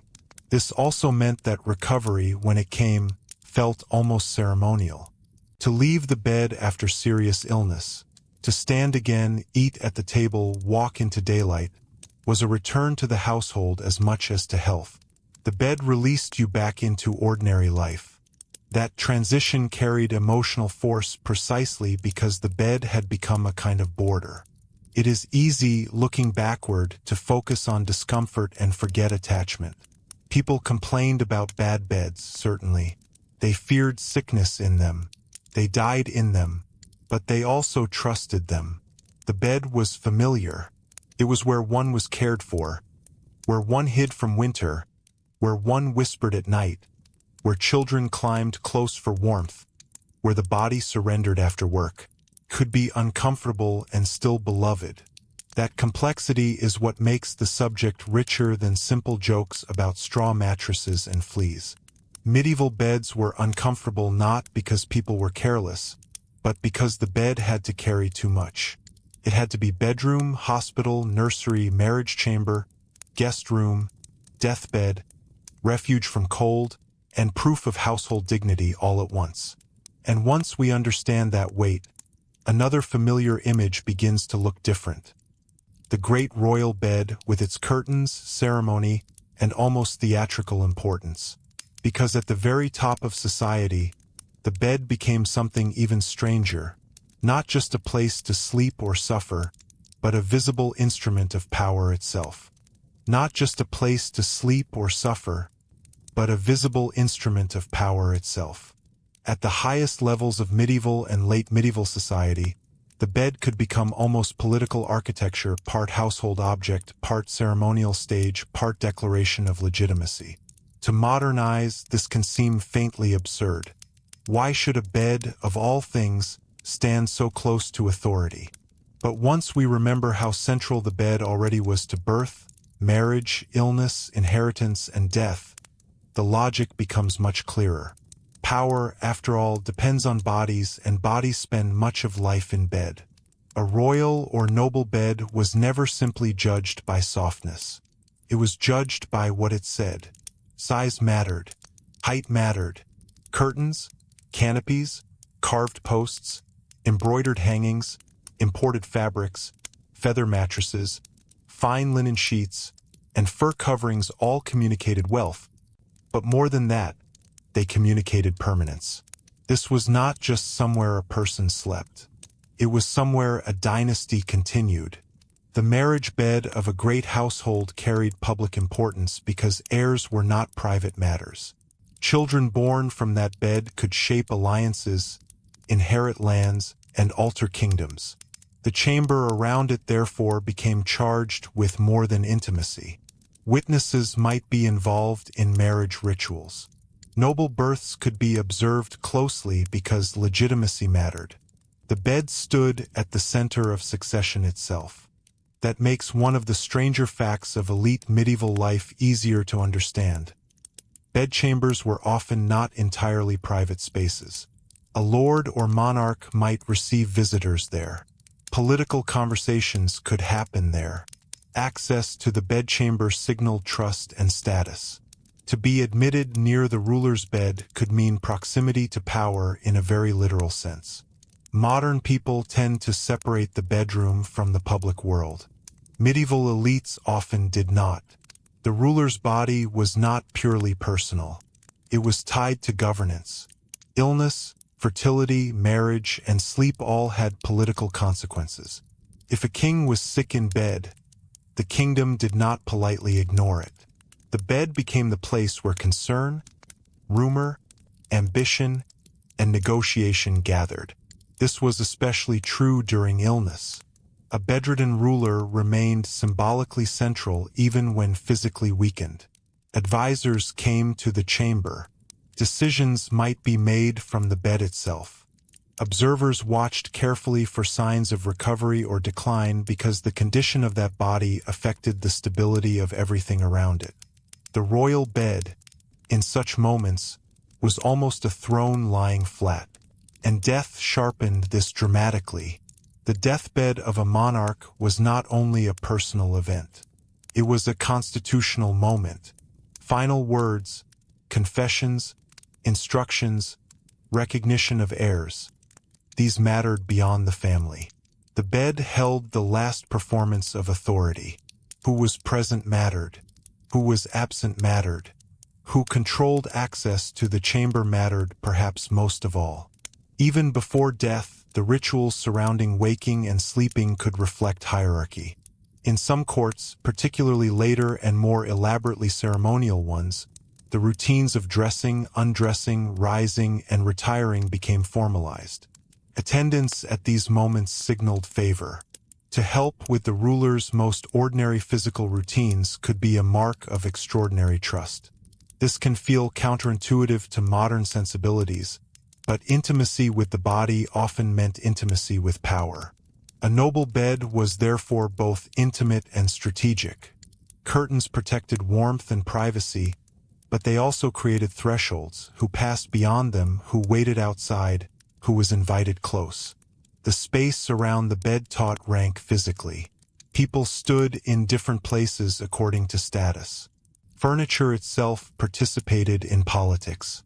This is one reason luxury beds became such treasured possessions in inventories and inheritances.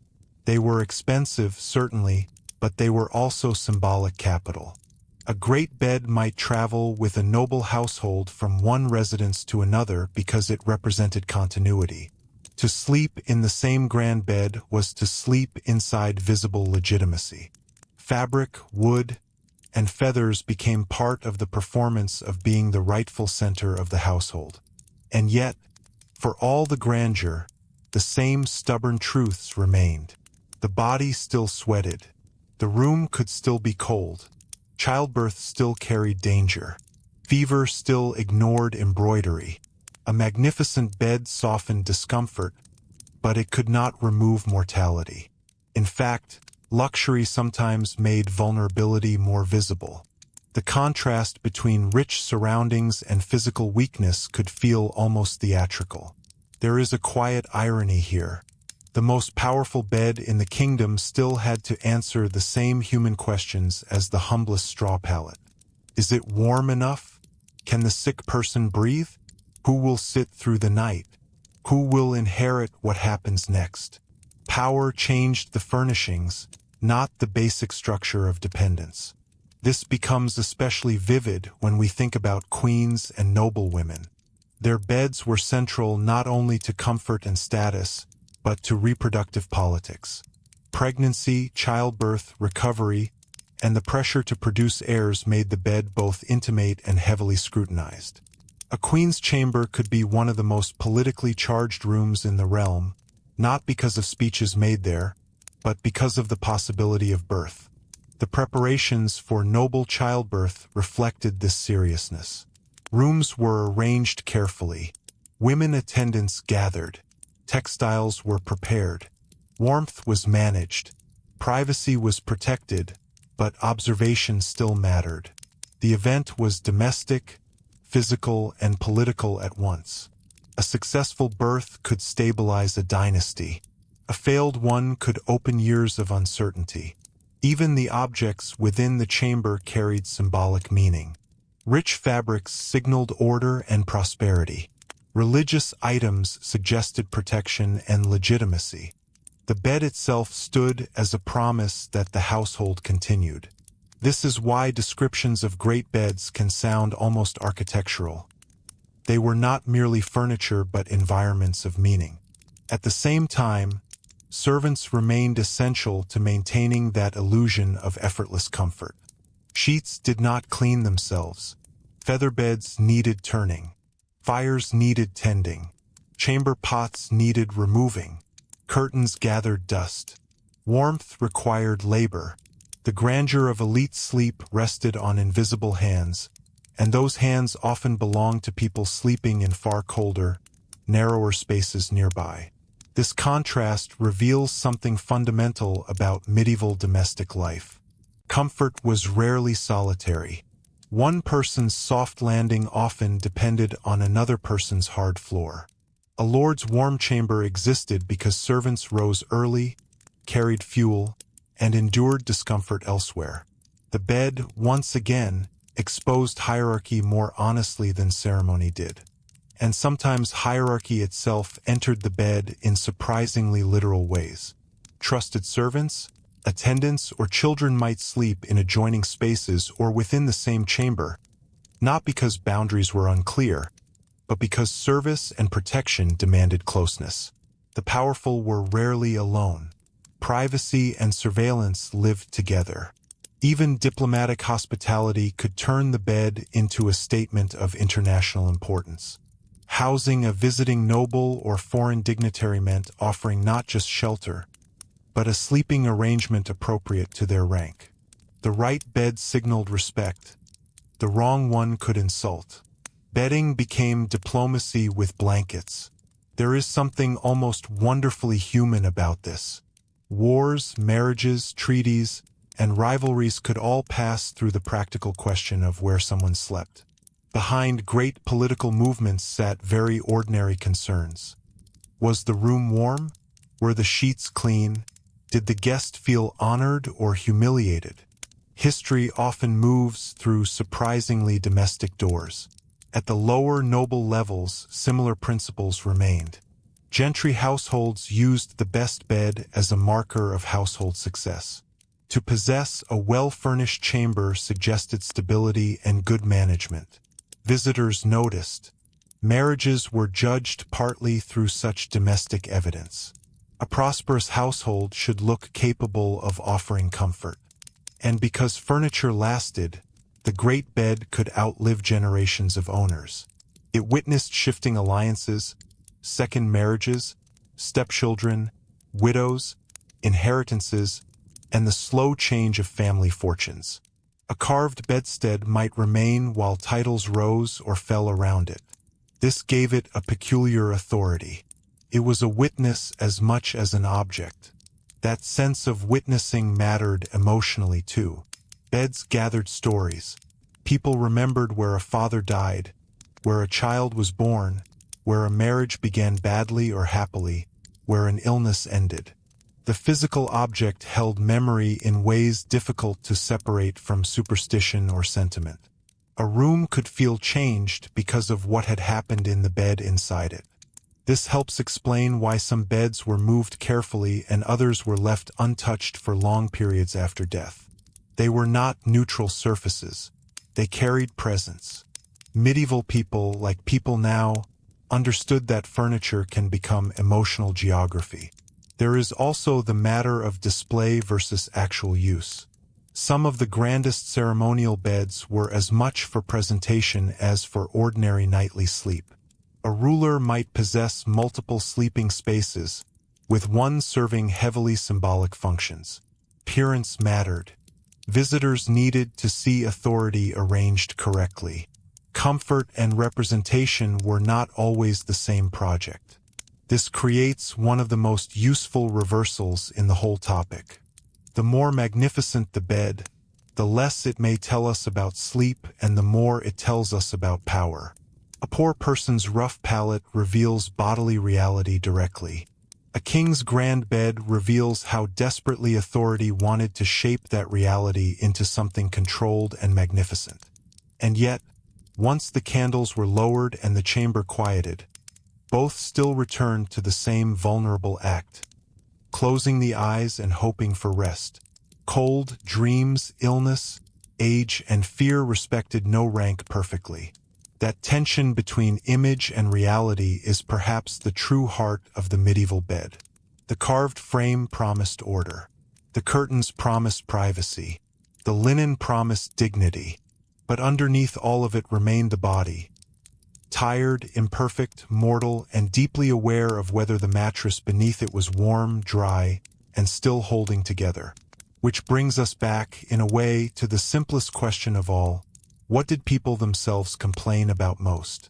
Not what inventories praised, not what paintings displayed, but what an ordinary person lying awake in the dark would have named first as the reason sleep would not come. Because once we listen for those complaints, cold feet, fleas, snoring, damp straw, crowded blankets, the medieval bed becomes less a historical curiosity and more an experience we can almost feel from the inside. Because once we listen for those complaints, cold feet, fleas, snoring, damp straw, crowded blankets, the medieval bed becomes less a historical curiosity and more an experience we can almost feel from the inside. It stops being a museum object and becomes a long, slightly uncomfortable night. And perhaps the most honest way to understand it is not through royal inventories or surviving bedsteads, but through the ordinary irritations that repeated themselves thousands of times in ordinary houses. Cold feet may sound trivial, but in a medieval winter they could shape the entire experience of sleep. A room that never truly warmed, stone or earth holding the chill beneath the bed, damp air settling into linen, and the slow failure of the fire after midnight all meant that warmth often retreated first from the hands and feet. Once the feet were cold, the whole body seemed to notice. People tucked hot stones into bedding, slept in caps, wore layers, shared warmth with others, and still the cold returned. It was not dramatic suffering. It was the kind of small physical misery that makes sleep feel endlessly delayed. There is something familiar in that. Most people know the strange frustration of being tired but unable to cross the last bridge into sleep because one part of the body remains uncomfortable. Medieval nights were often full of that negotiation. Shift position. Pull the blanket tighter. Turn toward the warmer side. Tuck the feet under. Wake again an hour later and begin the same quiet argument with the body. Fleas were another complaint so ordinary that they almost disappear from formal history, yet they shaped domestic life constantly. In houses where animals were near, bedding was stuffed with natural materials, and laundering had obvious limits. Fleas were not unusual invaders but recurring residents. Medieval people knew them well enough to develop routines around them. Bedding was aired. Straw was replaced when possible. Textiles were beaten and shaken. Herbs were used in various attempts to discourage insects. but control was incomplete. The important thing is not simply that fleas existed, but what they did to the rhythm of rest. Sleep interrupted by itching is a particular kind of irritation because it feels both minor and impossible to ignore, keeps the mind awake, turns the body against stillness. A noble bed with embroidered hangings did not magically become flea-free because it was expensive. Wealth reduced exposure but did not erase it. This is one of the quiet equalizers of history. Irritation travels upward through class surprisingly well. Bedbugs added their own form of misery. Unlike fleas, they belonged even more directly to the bed itself. They turned the place of rest into the source of discomfort. A traveler at an inn might notice quickly that the problem was not the road, but the mattress waiting at the end of it. To lie down knowing what might emerge after the candle was out is a very old human experience. And then there was snoring, which history is kind enough to preserve mostly through implication rather than poetry.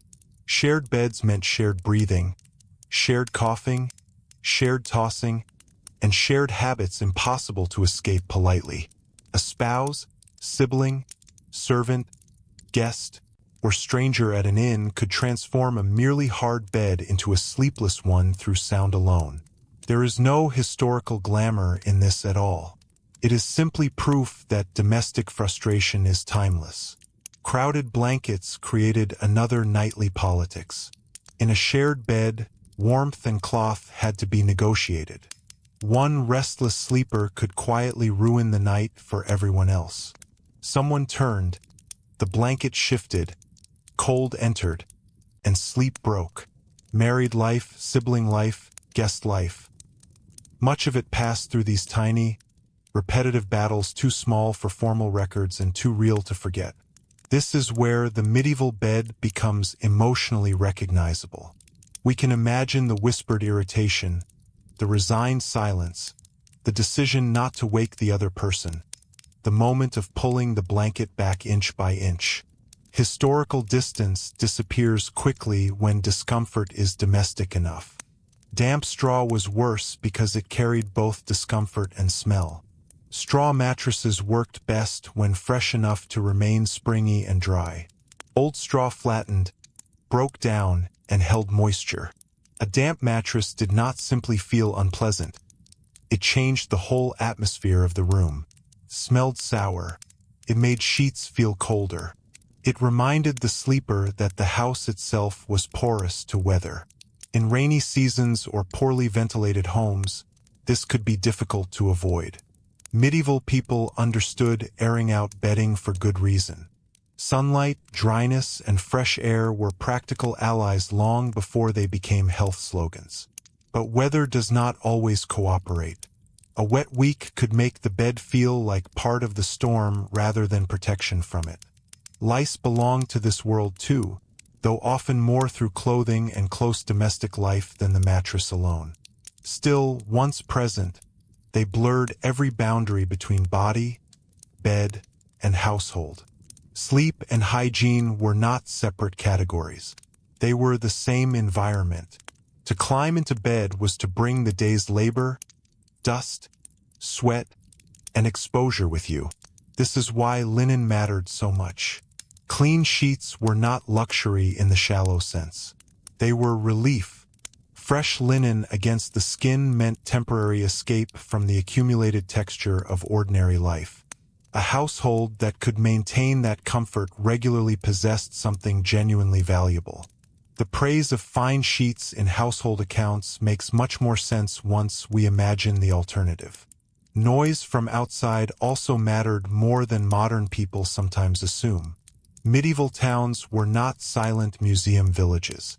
Dogs barked, carts moved, bells rang, drunk voices wandered late, animals shifted, and neighbors lived close. Thin walls and crowded streets made the boundary between private rest and public life less in rural settings. Different sounds replaced urban ones. Wind against timber, livestock moving, weather on the roof, the uneasy silence before a storm. None of it was necessarily terrifying, but all of it shaped the mind at night. Darkness without electric certainty changes how sound behaves. A small noise can feel much larger when the room is cold and the candle is gone. Dreams, too, could linger like complaints.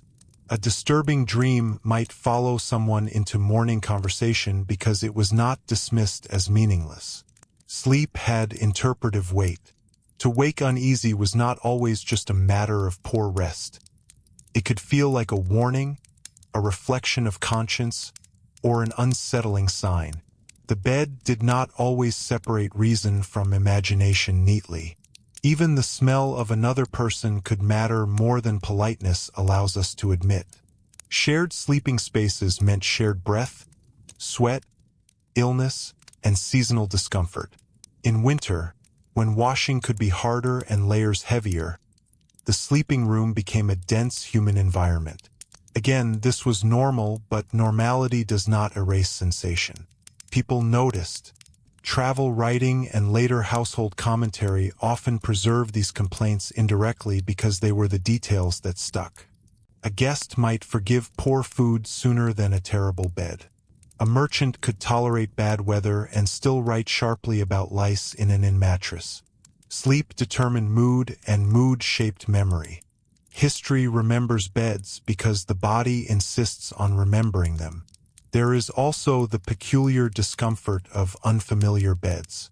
Even a good bed in another household could feel wrong because it belonged to someone else's rhythm. Different smells, different blankets, different sounds, different expectations of waking and sleeping. All of it unsettled rest. Medieval travel involved not only physical distance but repeated surrender to strange sleeping arrangements. Home comfort was measured partly by how quickly one noticed its absence. For servants and apprentices, this could be permanent rather than temporary. To live in another family's household meant learning to sleep inside another household's order. Different schedules, different levels of warmth, different rules of silence or noise. The bed became part of discipline, taught adaptation. One of the most revealing complaints of all, though, may have been simple embarrassment. Shared beds and shared rooms reduced privacy around the body. Illness, menstruation, pregnancy, nightmares, fear, snoring, bodily noises, grief. Very little remained completely hidden. The bed was intimate because it exposed weakness. For many people, discomfort came not only from the mattress but from being known too closely by others. This is especially important when we think about adolescence and adulthood. Growing older inside a crowded household meant negotiating new boundaries without necessarily gaining physical privacy. Respectability depended on behavior more than architecture. People learned caution, restraint, and self-control partly because there was so little room not to. And yet, despite all these complaints, people still decorated beds, invested in them, and cared deeply about them. That is perhaps the strongest evidence of all. If beds had been unimportant, no one would have bothered. But people saved for feather beds, argued over blankets, passed down bedsteads, praised clean linen, and remembered the best guest chamber in the family. They knew exactly what comfort was worth because they knew how easily it failed. There is a temptation in modern history to treat inconvenience as charming once enough centuries have passed. A straw mattress becomes picturesque. A curtained bed becomes romantic. Candlelight makes everything look softer than it felt. But real sleep has no patience for nostalgia. A bed is judged at 2 in the morning, not in a painting. At 2 in the morning, the carved bedstead matters less than the draft under the door. The noble curtain matters less than whether the fleas have found you.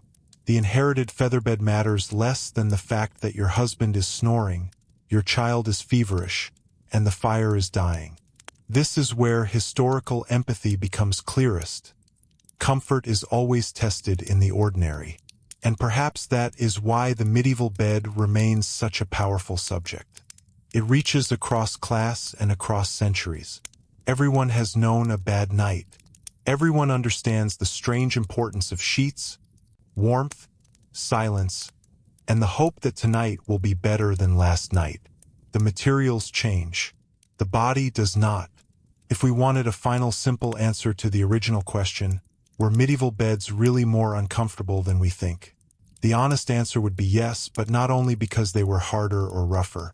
They were uncomfortable because the entire world around them was less forgiving. Cold entered more easily. Privacy existed less often. Illness stayed closer. Labor followed people into the room. The bed carried more of life because life had fewer places to put it.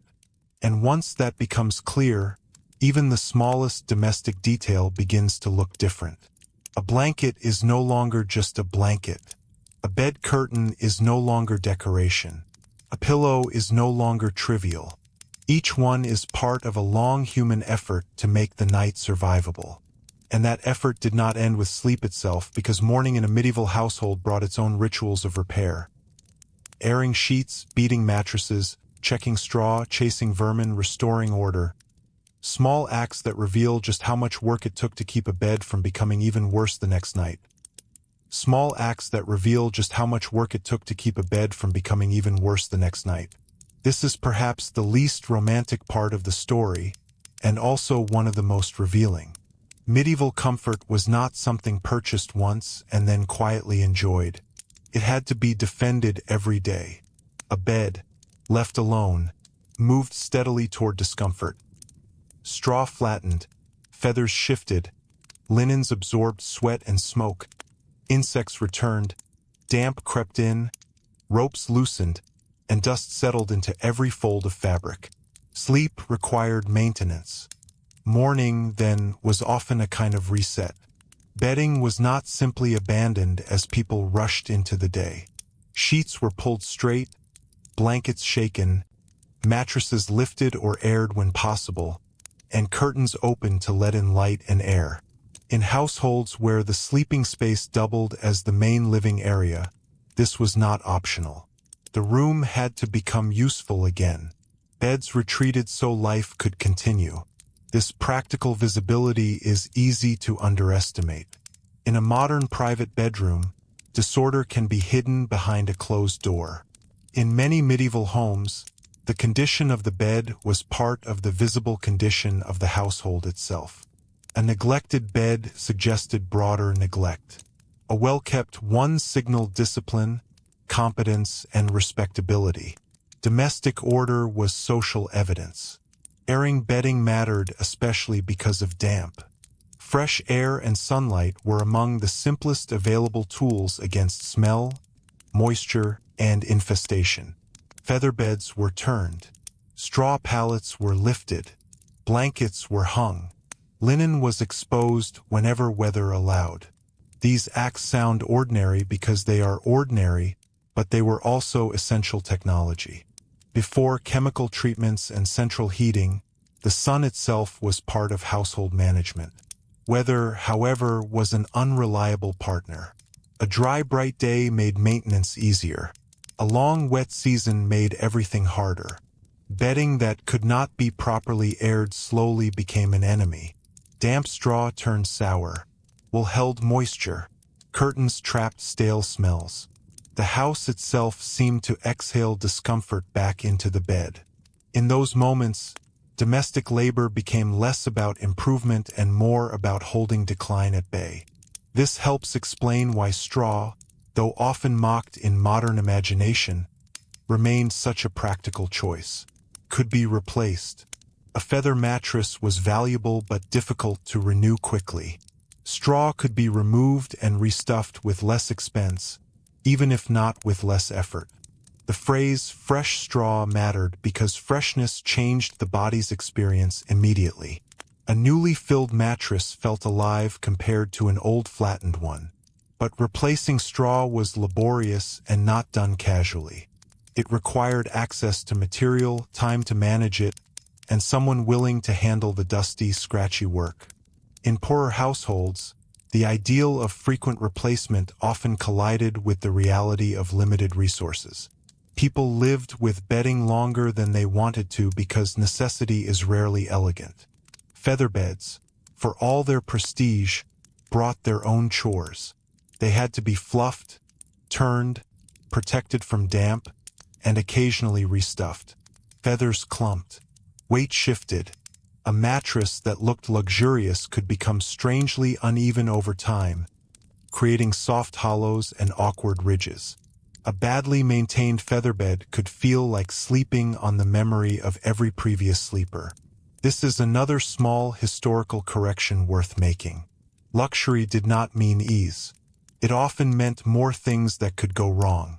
Linen demanded constant attention too. Washing sheets sounds simple until one imagines the scale of labor involved before modern plumbing and machines. Water had to be drawn and heated. Soap had to exist. Fabric had to be scrubbed, rinsed, wrung, dried, and stored. Weather determined success. Winter complicated everything.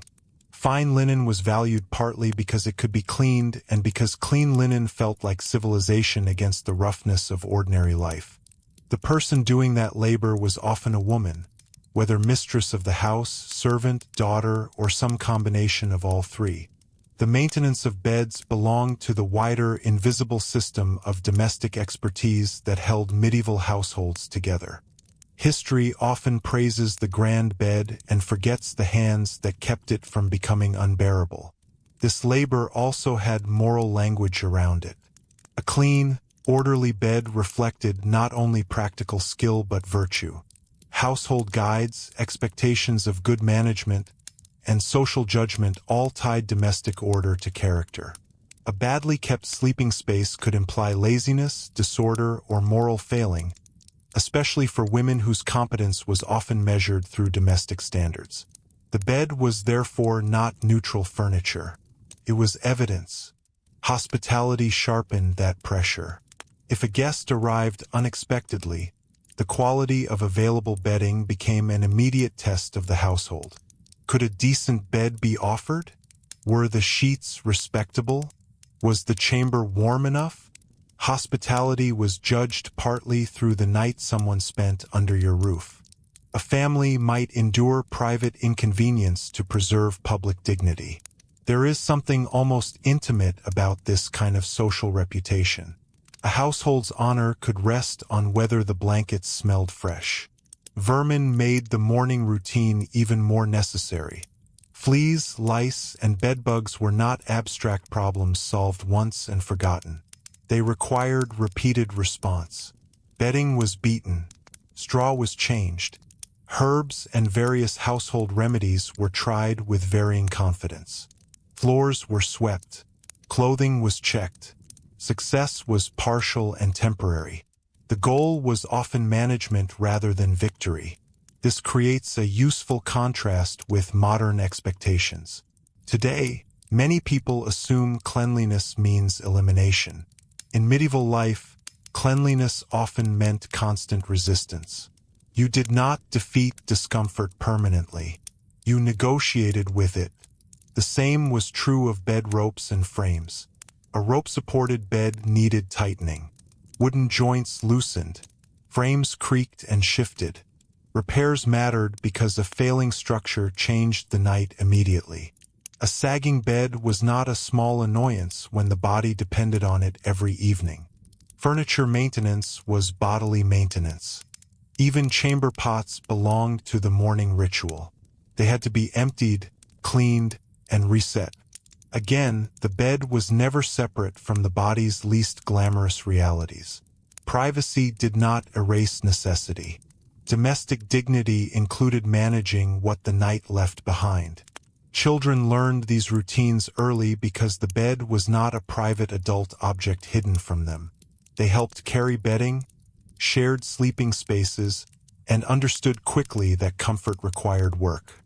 This may be one reason medieval domestic life often feels less psychologically divided between adult and child space. The practical realities of the household were simply there, visible to everyone. Servants and apprentices learned the same lesson from another angle. To make the master's bed, warm the chamber, turn the mattress, or prepare a guest room was to understand hierarchy through fabric and labor. Comfort had rank. Some bodies were expected to sleep better than others, and maintaining that difference was part of the household order. At elite levels, the scale changed, but the principle did not. Great beds with embroidered curtains and multiple coverings required enormous maintenance.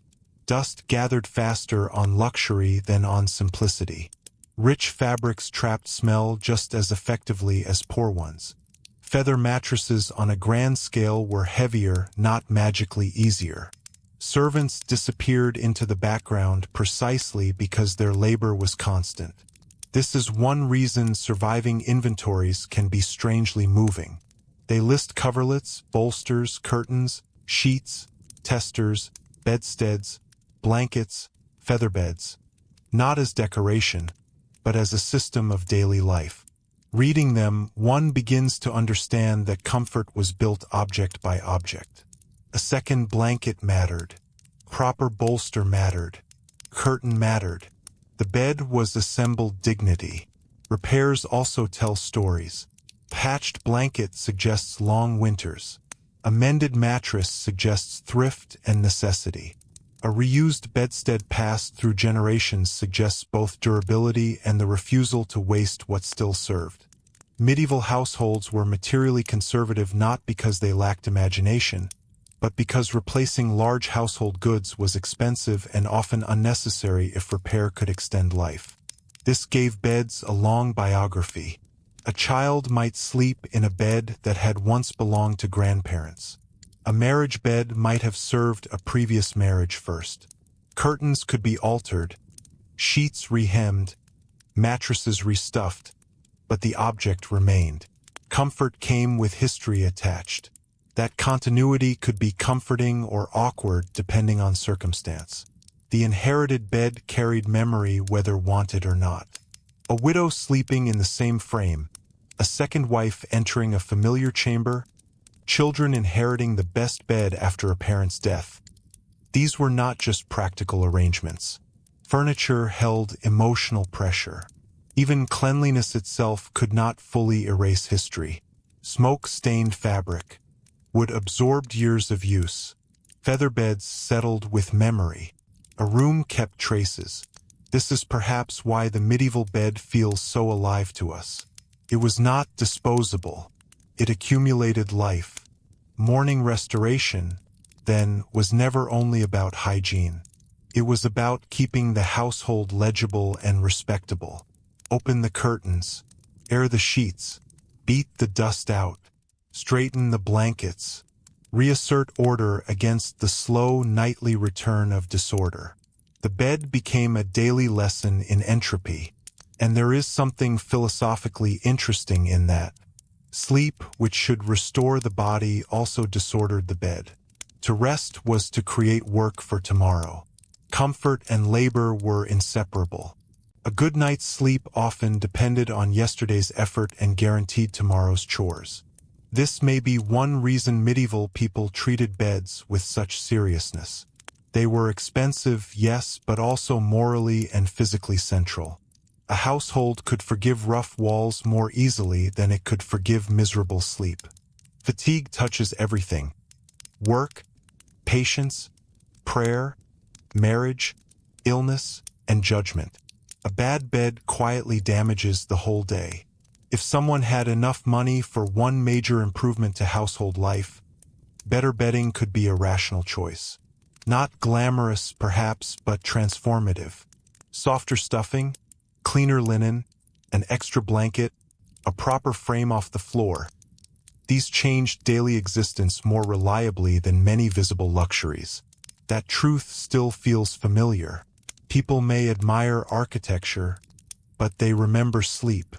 And perhaps that is why the medieval bed remains such a perfect historical lens. It brings large systems down to the level of the body. Climate becomes cold feet. Class becomes blanket distribution. Gender becomes who changes the sheets. Politics becomes who gets the guest chamber. Religion becomes whether comfort feels virtuous or suspicious. Mortality becomes the sickbed by the hearth. All of history quietly gathers around where people try to rest. And when we follow that logic one step further, we reach another revealing question, not how the bed was maintained, but how people judged whether a bed was truly good. What counted as comfort to a medieval person, and how different was that standard from our own? Because the answer is not simply softer was better. In many cases, what people valued most might surprise us.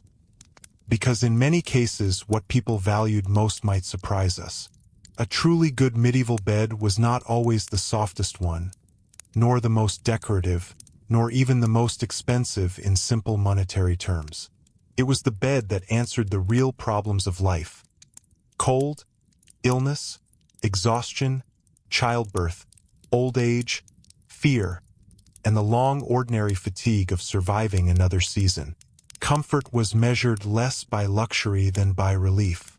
Warmth often mattered before softness. A bed that held heat through the dangerous hours before dawn could be better than a softer one that let the cold settle into the bones. Clean linen could matter more than carved wood. A dry mattress mattered more than embroidered curtains. Privacy, where it could be found, could feel more luxurious than feathers. And trust that the bed would still be there, still usable, still yours tomorrow night, was its own form of comfort. That may be the quiet lesson hidden inside the subject. Medieval people were not sleeping badly because they did not understand comfort. They understood it very well. They simply lived in a world where comfort had to compete with scarcity, weather, labor, and mortality far more directly than it does for most of us. The bed became the place where those negotiations were felt most honestly. It is easy to romanticize the past when we see it only in paintings. The carved oak bedstead, the glowing candlelight, the heavy curtains, the suggestion of peace inside old stone walls. But paintings do not show the damp straw, the restless child, the chamber pot in the corner, the fleas in the blanket, the draft under the door, or the servant rising before dawn to relight the fire. Real sleep happens below the surface of beauty. And yet, there is something deeply human in that effort. Night after night, people still tried. They shook out the bedding. They repaired the ropes. They saved for better linen. They passed down feather beds. They offered the warmest place to a guest or a sick parent. They tucked children close for warmth. They built curtains around the bed to hold back winter. They kept trying to make the night kinder. That persistence matters. It reminds us that history is not only made of kings, wars, and cathedrals. It is also made of people trying to get comfortable enough to sleep before another working day begins. The medieval bed, humble or magnificent, was part of that quiet struggle. And perhaps that is why this topic lingers so well. Everyone understands the importance of a bad night and the relief of a good one. Across centuries, across class, across language, the body remains stubbornly familiar. Cold feet are still cold feet. A heavy blanket still feels like safety. A clean bed still feels like dignity. So yes, medieval beds were often far more uncomfortable than most people imagine. Harder, colder, rougher, more crowded, more public, more vulnerable to insects, illness, and weather. But they were also more important than we usually imagine. They were not just where people slept. They were where they were born, where they loved, where they worried, where they recovered, where they prayed, where they aged, and where, very often, they died. A bed was not background furniture. It was the center of domestic life. And once you see that, the whole Middle Ages looks a little different. Castles become colder. Peasant cottages become more intimate. Noble luxury becomes less effortless. Household labor becomes more visible. Comfort becomes historical evidence. The bed tells the truth because the body does not lie for long. If you had lived in medieval Europe, you probably would not have noticed the carved frame first. You would have noticed whether the straw was fresh, whether the blanket was warm enough, whether someone else was already taking too much of it, and whether the fire would last until morning. That is the real history of the bed. It is smaller than legend, and in many ways far more interesting. And maybe that is the best kind of history, the kind that takes something ordinary, something we stop noticing in our own lives, and reveals that it once carried an entire world. So tonight, when you finally turn off the light, pull the blanket closer, and settle into a mattress that probably feels wonderfully unremarkable, it is worth remembering how extraordinary that ordinary comfort really is. And I'd be curious, which details surprised you most? The shared beds, the winter cold, the fleas, or the fact that a bed could function almost like a political stage? Let me know below. And if you enjoy these calm journeys into the overlooked corners of history, stay with the channel. There is always another ordinary object from the past that turns out to be much stranger than it first appears. For now, sleep well, and perhaps be just a little grateful for your mattress.